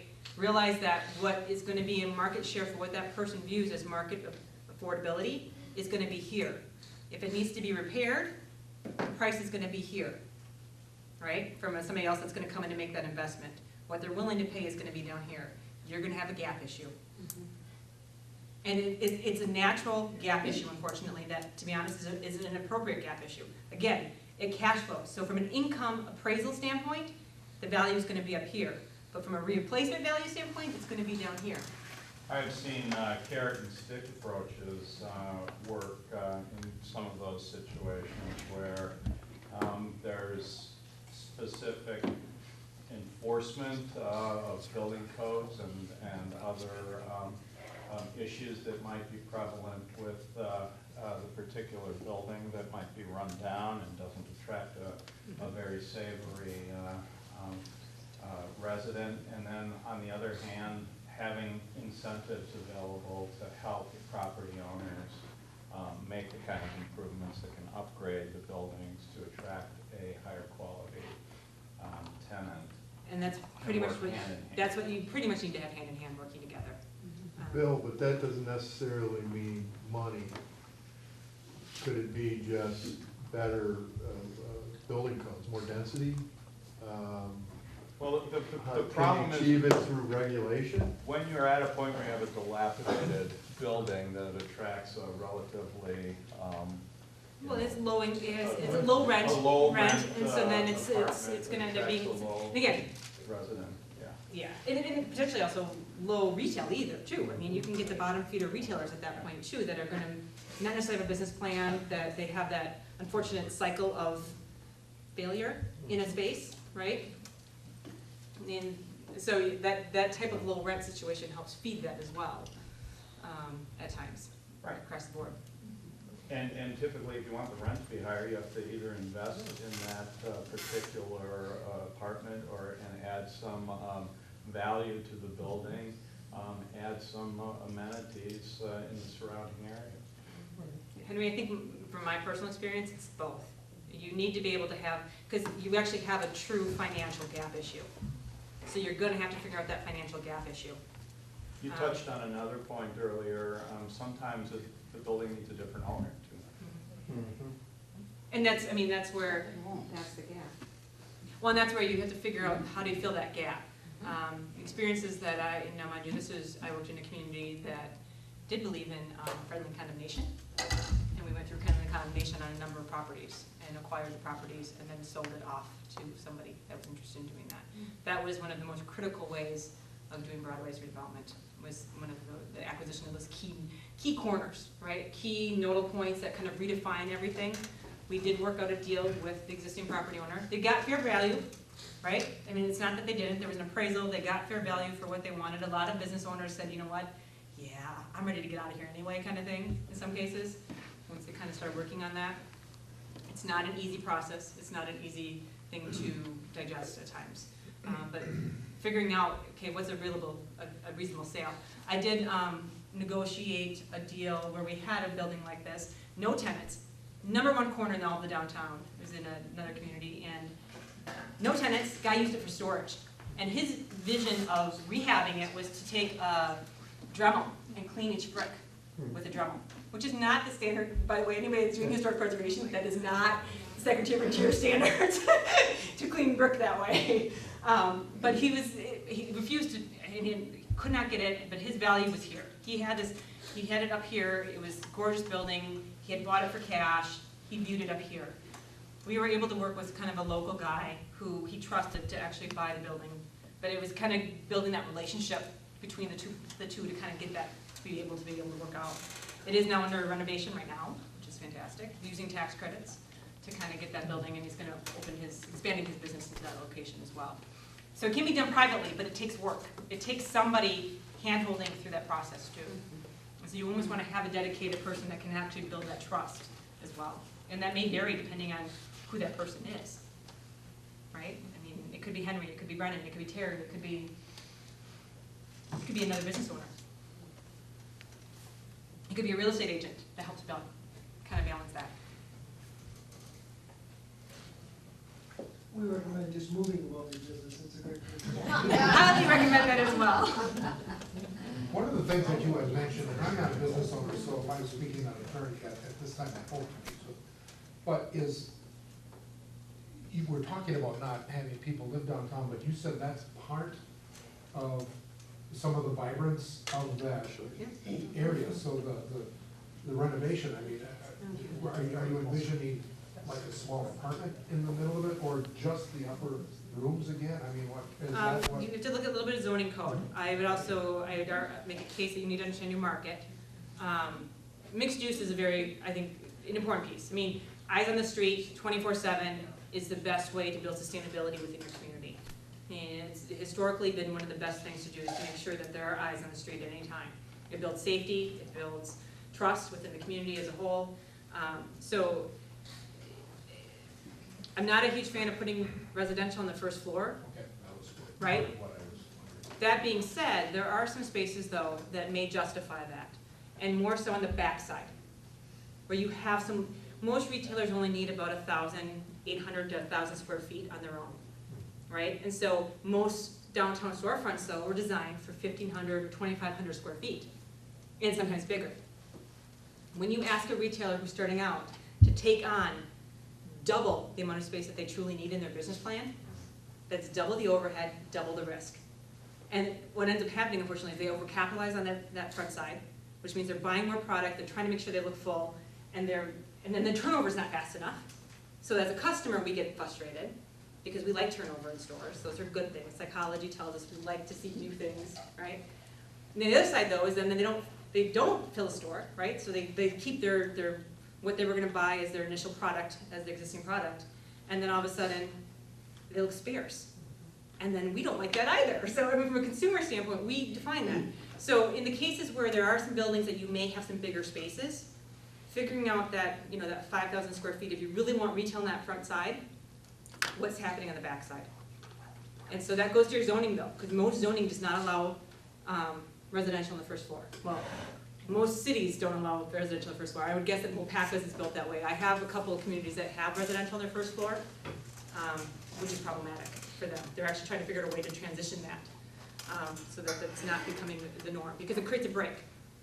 Retail does better next to the retail. You need to kind of keep that continuity in walking, and you guys talk about the walkability of traffic. You want to keep building that. But did I hear that there's a need for residential? Is there a need for additional residential in the downtown? There's a need for higher income. Quality rentals. We have, on North Main, we have a senior housing that's turned into, I'm not going to use halfway house as a term, but it's been downgraded severely. It's affecting the beautiful park you talk about in the back. You go there on a 3:30 in the afternoon, you'll see what I'm talking about. There's police presence constantly. It's very frustrating. Okay. We talk about housing additional. You're gonna put a little for tenant issues? We put that into context of additional quality housing, increased quality housing. I have, Yeah. I don't know, maybe something with Waupaca being a little more business owner friendly. Because two things I've ran into is I'm on North Main, we own our building. I have big potholes in my driveway. I've talked to people, and I've had 2 people there today about replacing my driveway. But the alley behind, they built the road up so high, my parking lot doesn't have anywhere to drain to. If I build mine up, then it's a problem for both of my neighbors. But when it thaws, we got water in our buildings, because it's running back, because it can't even get to the drain areas. Because the road is so high. Is that part of this? Probably would be part of the reconstruction. Reconstruction, so address ongoing street issues, drainage issues. And then the other problem I ran into last winter is when they plowed the road, a lot of times they didn't come all the way up to the sidewalk. Well, for a while, I was shoveling it out into the road, because I didn't want my customers coming, stepping in 2 feet of snow when they get out of their car. Well, then we got a letter in with our water bill saying, you can't throw your snow into the road. Well, come and take it away. Okay. Because I don't know where else to go So with maybe, that. is that a consistent and maybe some ongoing maintenance issues? No, actually, I guess I think they're pretty good about removing the snow. There's a time period that they push the snow until the next morning. They're there at It's usually a 24-hour cycle, though. We have a whole day we're dealing with that snow and people going through big amounts, where if we could do downtown first, do it like they used to do it, and do the center. We live there, they're there at 3 a.m. every morning, believe me, it wakes us Yeah, up. but they go this way then, and they don't pick it up on Main Street till the next morning, right? On our end, they don't. Generally, it depends when it snows. I'm happy with how they do it, so I don't. But on our end, we don't get picked up till the next day. Just do snow, let's evaluate, maybe evaluate snow removal, right? Just, 'cause, you know what, to be honest, snow removal is a concern across the board. We live in Wisconsin, I realize that. You know, I would go back and reiterate the housing and the quality of housing. I mean, most studies that conclude and figure out how to have sustainable retail viability relies upon sustainable housing and housing with disposable income to actually support the retail as well.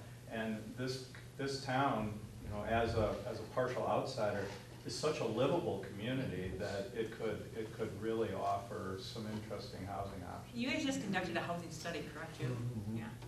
So the city did just go through a housing study to help with regards to market analysis information too, so there may be some really great data that can go out to look at recruiting, even some housing developers, that may be able to address some of the other issues with regards to non-maintained buildings, things along those lines, for those that specifically specialize in historic preservation. There may be some good matches that have happened with that too. Henry, do you want to add? Well, I was just thinking, distribute the information on the tax credits. Make that more known to building owners. Okay.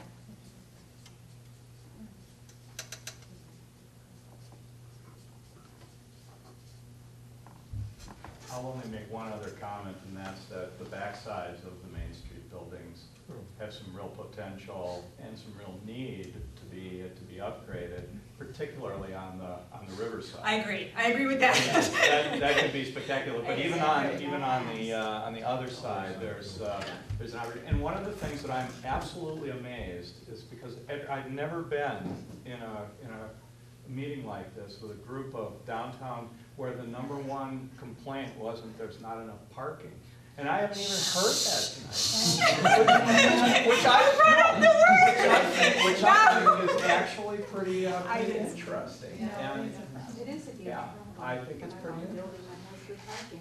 We've been here 27 years, I don't think we have any problem with parking. I mean, our customers, if I want to stop at our store, I'm not there every day, all day long, I can pull it right in front of our store. That's the bonus of a corner building. I don't think there's really. And it's still busy downtown. Are you, yeah, so But hold on, because you're commenting on that you don't have enough parking. Is that? One of the major issues is some building owners or downtown workers park in those spots instead of parking in the parking lots to come to their business.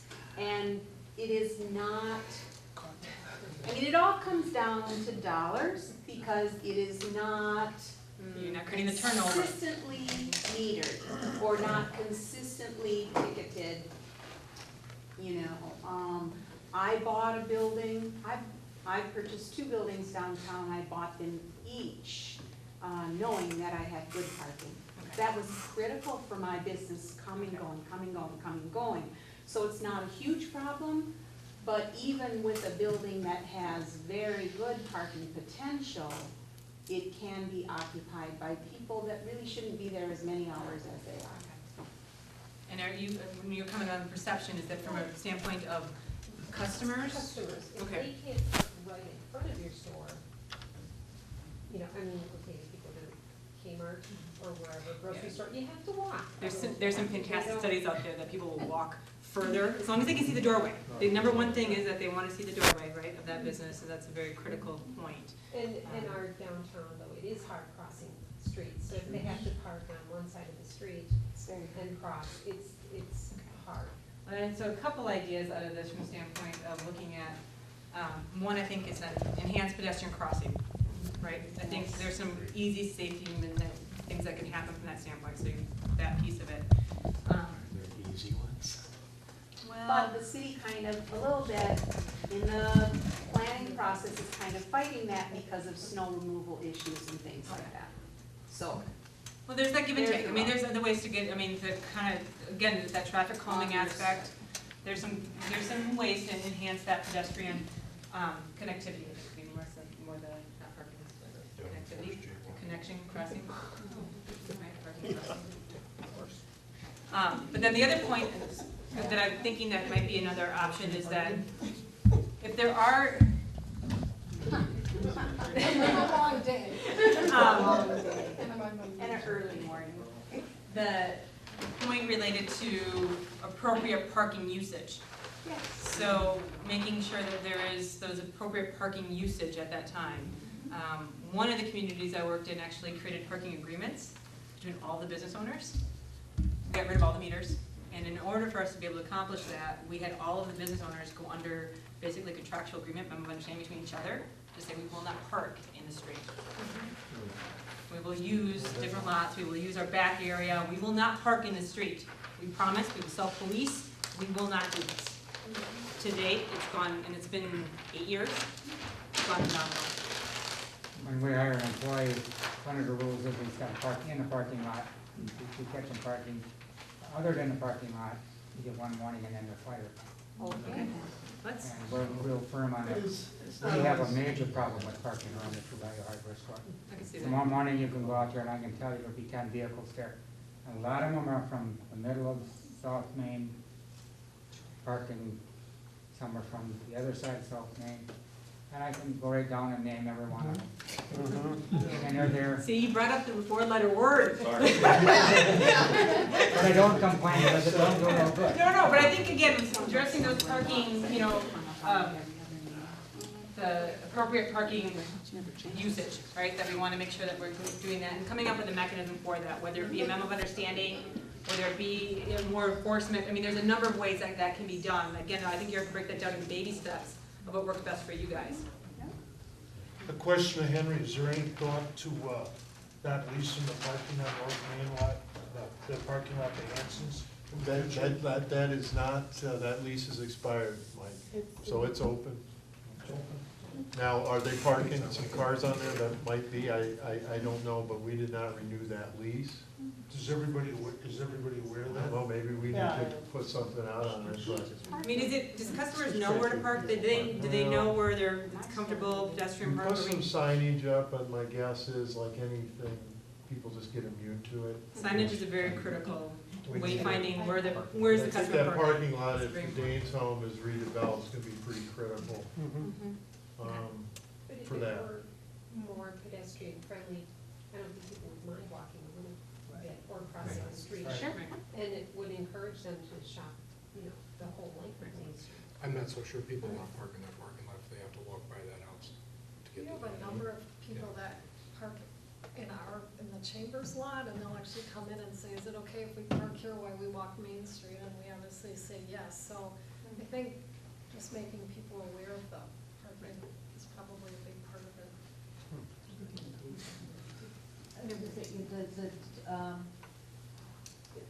Another part of this is, we sometimes park in front of our building up on North Main because, as I say, now signage could, I don't know what can help change this. But if you look up to North Main and like, there's no cars parked there anywhere, you think nothing is going on there. So we sometimes park in front of the house, in front of the shop, or park there, to at least make it look like, hello, you can come up here, there are other cars. That's just another angle of, trying to make it look like it's, like people knowing we're there. Right. And then, I mean, that can obviously, people like other people, I will make a case for that too. I'd be more willing to say, let's get somebody on the street. If you need to plant somebody in the street, have employees walk up and down the street versus park your car. That would be that is a much better way to get people to know that you should be here, and it's a comfortable place to be. 100%. I got two-part. One is, you gotta get the rest of the town involved with this. You can do whatever you want on Main Street. If the businesses are going out of town off of Main Street, it's not gonna do any good. You can spend as much money you want on Main Street, but if you got no businesses on either side going out in any direction, why are anybody gonna come to Waupaca? Does it make sense to anybody?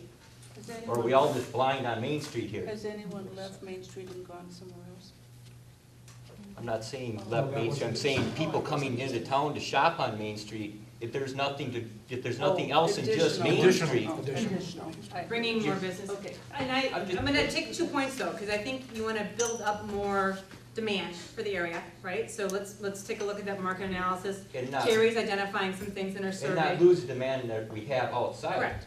Which is going to the second part of my thing, is zoning department needs to, I don't want to say loosen up or work with people outside just Main Street to help with their businesses and improve their businesses and do other things.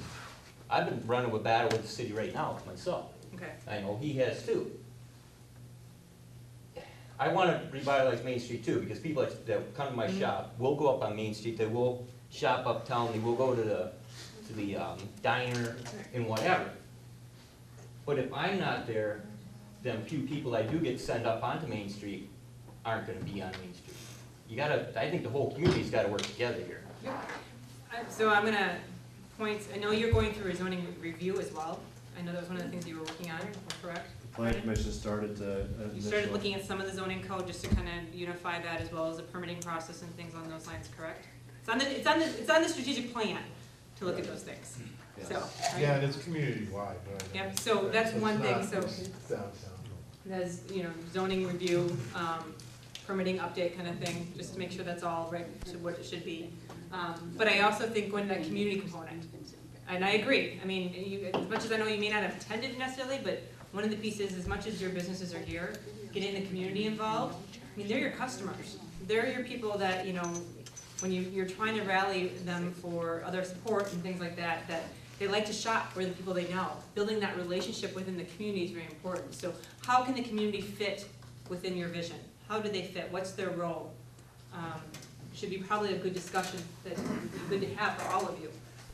You made a comment about people need 6 things to come to a community. Do they have to, Yep. do they have to be, can they drive between them, or do they have to be in an area that's all walkable at one time?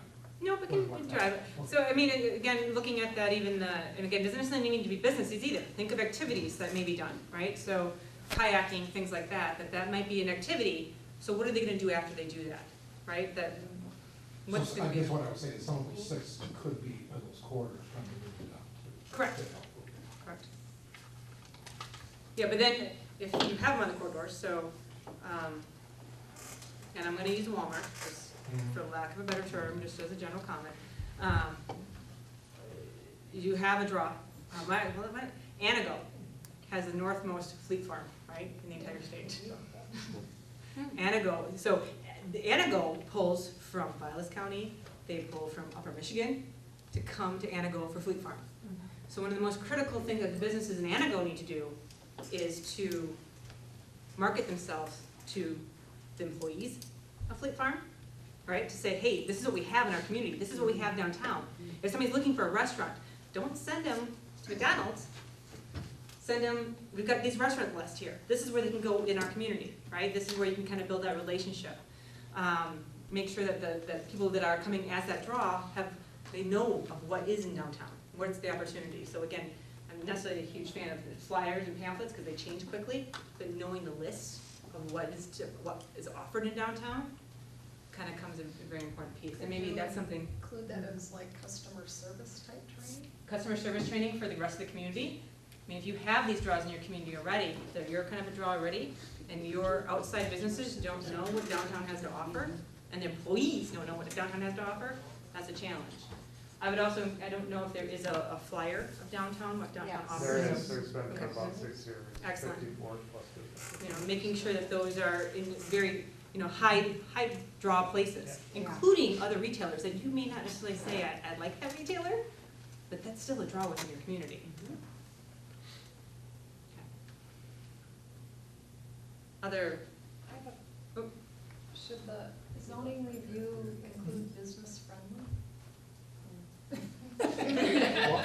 Well, I think that's the rub we really are challenged with, I, because you want an aesthetically pleasing place, right, that people want to come to. We live here, so we should live in a beautiful place that isn't all junked up. But, we want to respect people's rights to do what they want to do, and it's a fine balance, and I think it's really hard to achieve it. We have things in our zoning code that we do not enforce right now because it's disdainful to people. We need to work on other things. But it is hard to achieve that. If you're gonna get landlord rules in place, we could do that tomorrow. But are we gonna have the support to do that? And if these are tough decisions that the community's gotta get behind. Because the city will not take the lead on this, because why would we? It would be total destruction. I mean, it's something we all have to want. So maybe when there's a zoning review, you need to include. I don't know, members. business friendly, you go into other communities, you're gonna pay $200 to even get in the door to get a site plan reviewed. Or some places will make you pay $5,000 in escrow while they look at your whole development. We don't do anything. We don't charge water and sewer hookup fees. We are very business friendly and we can get decisions. I know Bill's unhappy with us, but we can get decisions and things done usually within 30 to 45 days of the initial application. That is very good. So I think we do a bad job of explaining what we do well, and we can always get better, believe me. We've made mistakes. But it's really tough to take sometimes because we really do not regulate in this community to any great degree. Other than the basic stuff like setbacks. and I think even tonight, we're hearing two different ends, right? We heard, earlier, we need to start regulating a little bit more, and one saying we need more business friendly. And it's a very difficult thing, and I think you need to allow for the expertise that's hired to develop the plan and the zoning guidance. That's, allows for variances, allows for those things as part of your zoning code. You allow the expertise that's then there. I mean, Brendan has that background, Henry's been obviously doing administration for a long time. This is why it's important that it's a public partnership, because at the basic level, the city controls all zoning, right? So at the very basic level, anything you guys want to do is really truly up to the city whether or not they're going to allow you to do it. And that's why that partnership is very important to make sure that vision is the same. One of the things you mentioned in your talk is that we are the best advocates as a business owner for somebody new coming in. I have never met anyone who said to me, I'm thinking about starting a business here, maybe one person. I would love to talk positively, and I would love to have something to hand.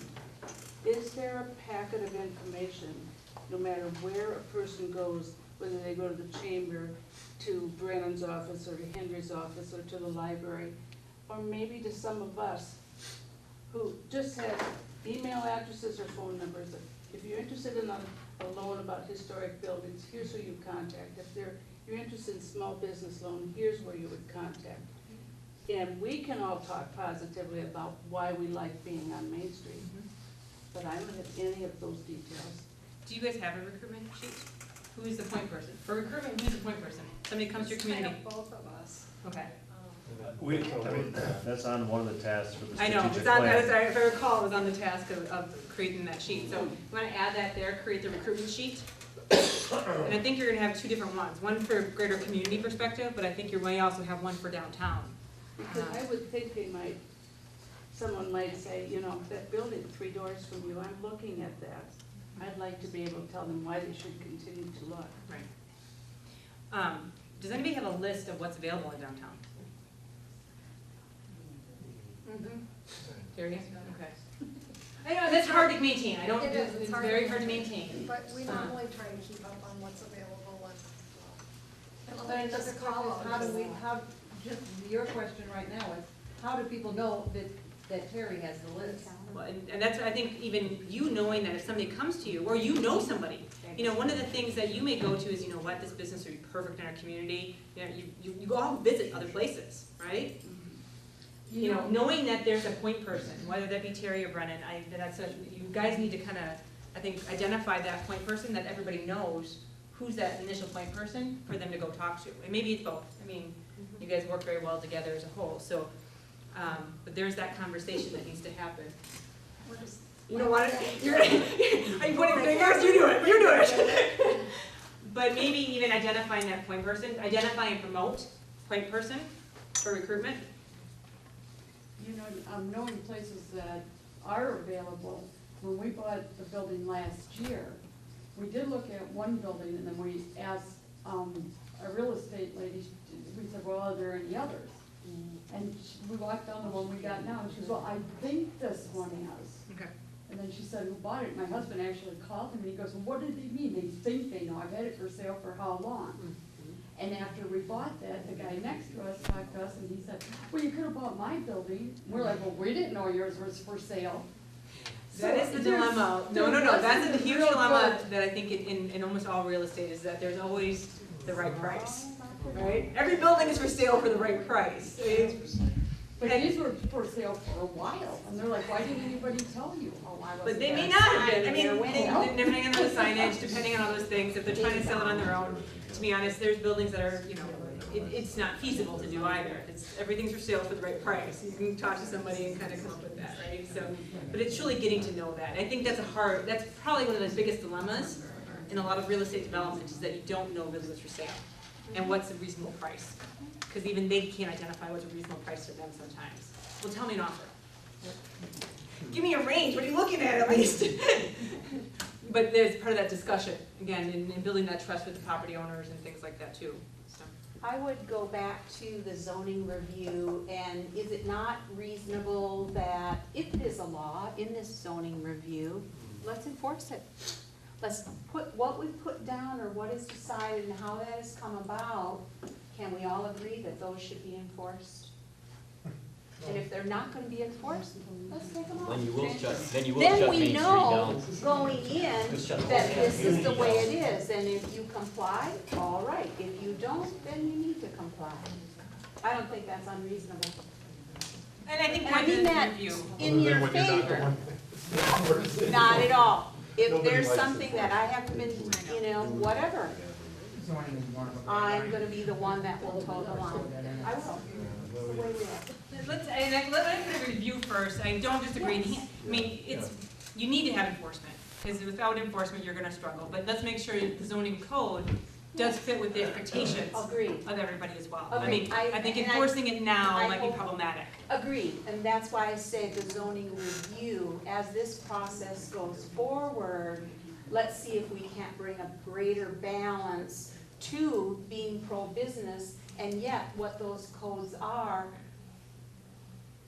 if that's the code, we want to live up to that, and let's have it so we know what that code is. And to be honest, I've actually seen communities struggle when they don't enforce. So there's Agreed. covenants within a business park, right? That they Agreed. need to have paved lots, you can't have gravel, things like that. That's actually been a deterrent in a couple communities with regards to being able to recruit additional businesses interested in being in that business park. Because they're like, well, you're not enforcing it over there, I don't wanna be next to this gravel lot Right. that Right. it makes my business look shoddy, right? And so there is that balance. You've got to be able to work those things together. I mean So- it in the most proactive way, that it is something that we can work together on, and so that it's more meaningful. One thing that we talked about before is maybe, and it's kind of going back to the recruitment sheet in a way, but maybe having some consistent signage in buildings that are available that have that contact information. And maybe it lists some suggestions of businesses that are needed in our community, that kind of spark that interest of what they could do. Do you have a business wish list? Yes, Shoes. kind of. A cobbler. Cobbler? It's my shoes. Well, I mean, you're building that, so maybe Gotta run let's the build price. that business wish list first of all. And you can even So- say, you know, I was talking about the historic aspect of our town. This building used to be, Started back up. what I could bought it be it. now? Right. You know?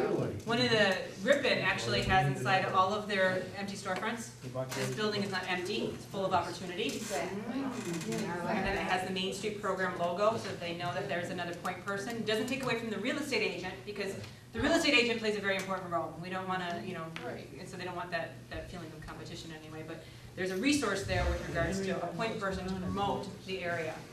So we wanna make sure that's maintained as well. So build business wish list, consistent signage, Or some some type of things, signage to, you know. opportunity signage maybe? Does that make sense? Yeah. Opportunity signage.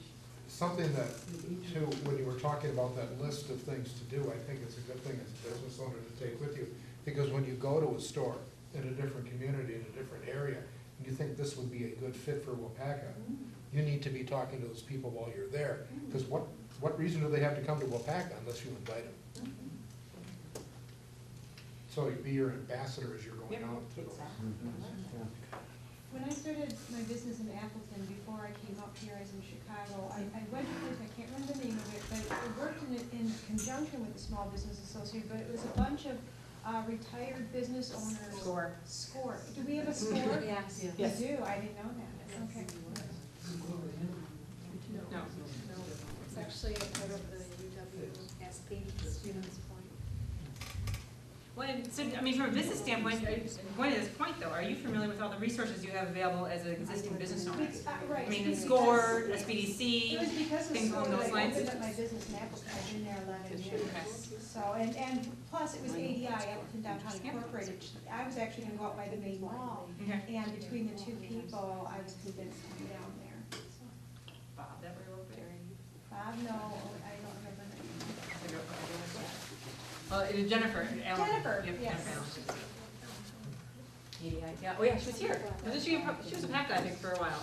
Well, right? New London. New London, that's it. Yeah. I had the right county. So the resource list for existing businesses, right? Other ideas. I know we're running almost to 8:30. I don't wanna, and there's families, there's other things. Our thought actually is, I talked to Brennan, we're actually thinking of putting this as everybody signed in, ideally gave your email addresses as well. Brennan actually can send you kind of a survey monkey, and you can start to identify priorities. As well as one of the things that we need to do, as much as we'd love to say this is a great wish list, we have to start taking accountability for some of these ideas. And so if there's somebody that's willing to take the lead on a specific idea, maybe that's something else that we can actually have as part of the survey too, that I'd be willing to take this, but this is also where my priority is, that this is, kind of identify your top 3 priorities of this list. Does that make sense? And those are kind of the key areas that we should at least make sure somebody's working on, whether it be the city, whether it be Terry, whether it be somebody in this room, maybe it's somebody else. I mean, you may have people that were not able to come tonight that might be willing to step up and take some responsibility, that this would be perfect for them. It's right up their alley kind of thing. But we start to kind of start whittling down, we need to start taking some action. Again, if you remember, one of those key points was action-oriented. And so, deliver those results. Are other business owners that are successful in these areas, like the shoe stores, the ice cream, Bill Paul, is anyone knocking on their door saying, hey, we need you in Waupaca, would you be willing to do a satellite store? That's what I just said. No, and I think you may want to build this first with regards to your business wish list, as well as, and maybe review market analysis as well. That's fine, Ken. So that you're kind of merging those together, because you're gonna need to give them ammunition of why they should be here, first of all. But secondly, you need to do even if they did come, where would you put them? Yeah, exactly. You need to have an understanding of what your vacancy issues are. So if you have it, where would they go? When you say that, if you could get like a small grocery store like a Trader Joe's, which would be a nice fit for downtown, they want their own kind of building. They aren't gonna wanna take over something that's existing. Correct, but then you also, do you have vacant lot opportunities? Do you have infill opportunities? And honestly, Trader Joe's, as much as I would love to say they would come to Waupaca, that's not gonna be, we haven't quite got them to the Fox Cities, Green Bay, we need to get them into those markets before we start to If see you want that to shop branch at out. Trader Joe's, all these at Trader Joe's are owned by the same company. So. Same family. They're brothers. Is there an application process for the Connect community? There is an application process. So those of you that may be interested in Connect Communities, and that may be something as a conversation too, is how are you guys organized? How do you champion together on some of these projects? And maybe that's another point of to do, is how are you guys gonna work together? How are you guys gonna work together with the businesses, the chamber, and the city? What's the organizational framework? Is it a partnership? Is it another kind of ad hoc committee? How are you guys going to work together to kind of fulfill some of these visions that you have? I know you've already got some committees going with regards to the visioning for downtown, some other things too. You have a retail group that's already working together. Last thing I want to do is add another list of meetings to you, but you do need to have that conversation of what's the organizational framework and what's the communication link, right? Because otherwise you're going to end up crossing each other and we're going to miss some things in that process. So the Connect Communities program, though, there'll be a spring application. We take 20 communities once a year into the Connect Community program. There's some flyers on the back table of what the Connect Community program is. I don't have a ton of them. Brennan does have one, though, that you can scan in and share with everybody if they're interested in it. But it's a good tool. A lot of the communities that have actually participated in it have really enjoyed being part of that group to kind of keep that momentum going for their community as well. So. I find one of the most surprising things here is how many people will walk into a store, been here for 10 years and ask, when did you open? And that is not unique for just me. And so how do you, just like in your face, Waupaca, come and see your downtown? Have a tour, have a fun, we have to think of something to just get people to walk the street today and see, because. I think we have that on the list too, building that community awareness of what existing businesses are. Do we? I think it's on the back list over here. Oh. And we call it business promotion, but it's building that awareness of existing But it businesses. really is, people who've lived there the whole life, it's like they took a picture once and that's what they remember, and they don't then come and see what's new. It's very interesting. I think unfortunately, that's human nature. I think there's some mentality that comes with that, the psyche that comes with that as well. Yeah. You're more likely to find new residents, find you much faster than long-term residents. Sure. Quick question. Well, you've also been in business for a very long time. I know. And jewelry is very sentimental, so you have that. Yeah, but you wouldn't believe the number of people who come in that, we've lived here 7 years and we didn't know there was a Jewish on Main Street. And do you know how much advertising and things we do? No, that's, We're on the invisible north end. Well, no, and I was gonna say, as a whole, that's one of the issues, is that long-term residents don't necessarily notice you as quickly as new residents do. That first year, when they're trying to explore their community, they're more likely to know who you are than those that have not been here, or have been here a longer time. Is there anything being done about the street design itself to make it more inviting, to make sidewalk cafes or things like that? Yep. I hope that that's being looked at, because to unify the whole Main Street. Yeah, there it is. There's that sign-up sheet in the library entrance, where any community member can put an idea down there, and then it gets factored into the committee, you know. Any other last parting thoughts that you just are burning on your chest that you can't, you know, if you go to bed tonight, you're just gonna be mad at yourself for not sharing? Okay, you got two on that. I'm thrilled. I used to be a business owner down here, we still have our building, and I rented it to somebody else now. We tried to do a second film, but it just didn't work. The other one was just doing gangbusters, this one was just regular. But here's what happened. One reason we didn't have night hours is because then when the employees were working by themselves, they had to get to their car by themselves at night. And it wasn't a safe issue. In fact, I had to close at 4. If they could have met somebody and walked, there's the safety issue and the night issue, and there's also no loading zones. As a designer, I pull up, I load up, I make some phone calls, and I know there's a 2-hour parking, but then, you know, there's just a lot of in and out for me, so there's no loading zones. It'd be nice maybe there's one parking lot where you just plug in $1 every time. You could have that for half an hour where you're not bothering anybody, but hey, just so you know, I'm just gonna be in and out all day long, and I can't walk back and forth 3 times. So I don't know, with the safety issue and the hours and the nighttime, that's one reason we started closing at 4 during the winter, which was way too early. Yeah, it's Yeah. a significant market at that point. So, safety issue, I guess, evening safety, but maybe that's lighting, that's a number of things that come into factor there. And I mean, it's night now. I mean, I've been here in the evening. I haven't walked the streets in the evening, but. It's actually, if you have North Main Street, that's where our business was, you know, at a certain hour it starts to change.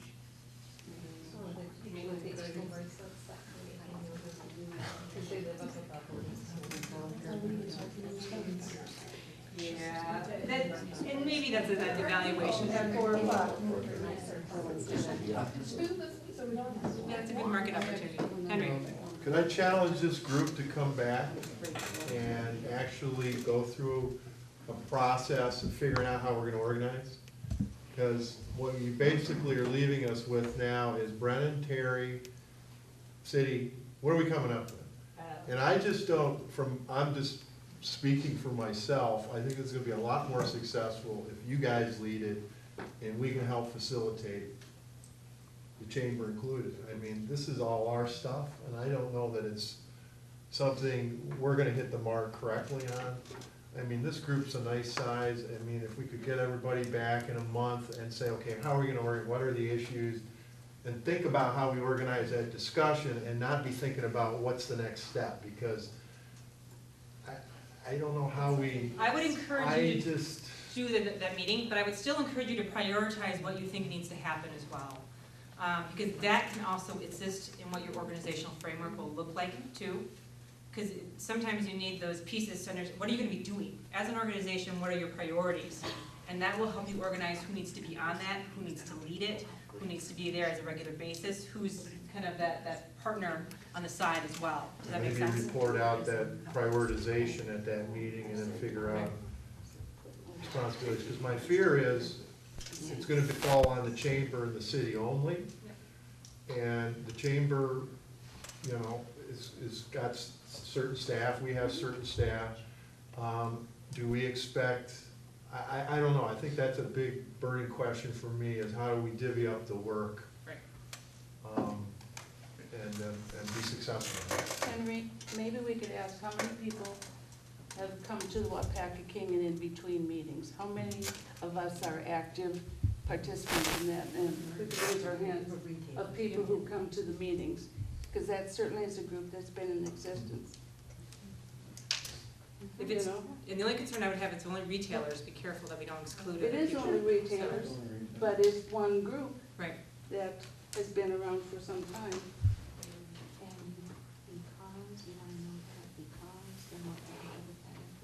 I just say it's another group that needs to be communicated with and communication from.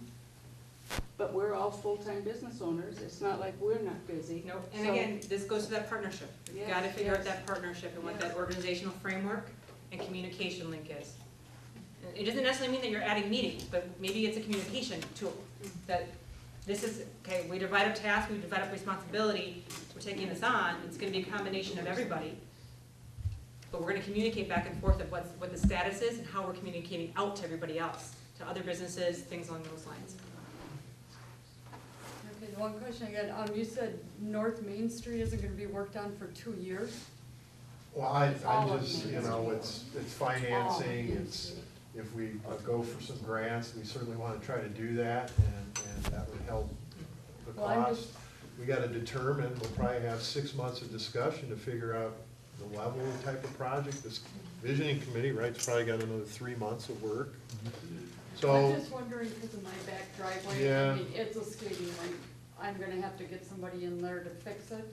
But I am worried about my neighbors, because I raised mine, and there's gonna be an issue. But I gotta somehow get it up by the road so I can, drain it. Or else I got an ice skating rink back there in the winter, and it's dangerous. Somebody else had a I'll burning connect, I'll desire. connect with you after the meeting. It's sort of late now, but I just wanted to mention, I know it's difficult with small businesses, but we've been open on Sundays since day one, and we get a lot of complaints, people come to Waupaca, nobody's open downtown. And it's one of our best days of the week. But I know it's difficult with staffing and small businesses, but that's sort of. No, actually, John Scheller, again, the retail consultant, he actually recommends if you're gonna be a small business, be closed on Monday and Tuesdays. If you're gonna choose to be closed, and family time's important, all that other stuff, if you're gonna choose just your vacation days, Monday and Tuesdays are the 2 worst retail sales days across the board. So if your retail sales, looking at that as a Saturday, Sunday, that- We're by ourselves, we can't be open, we can't afford to hire people, we can't be open 16 hours a day. I mean, because we're all over.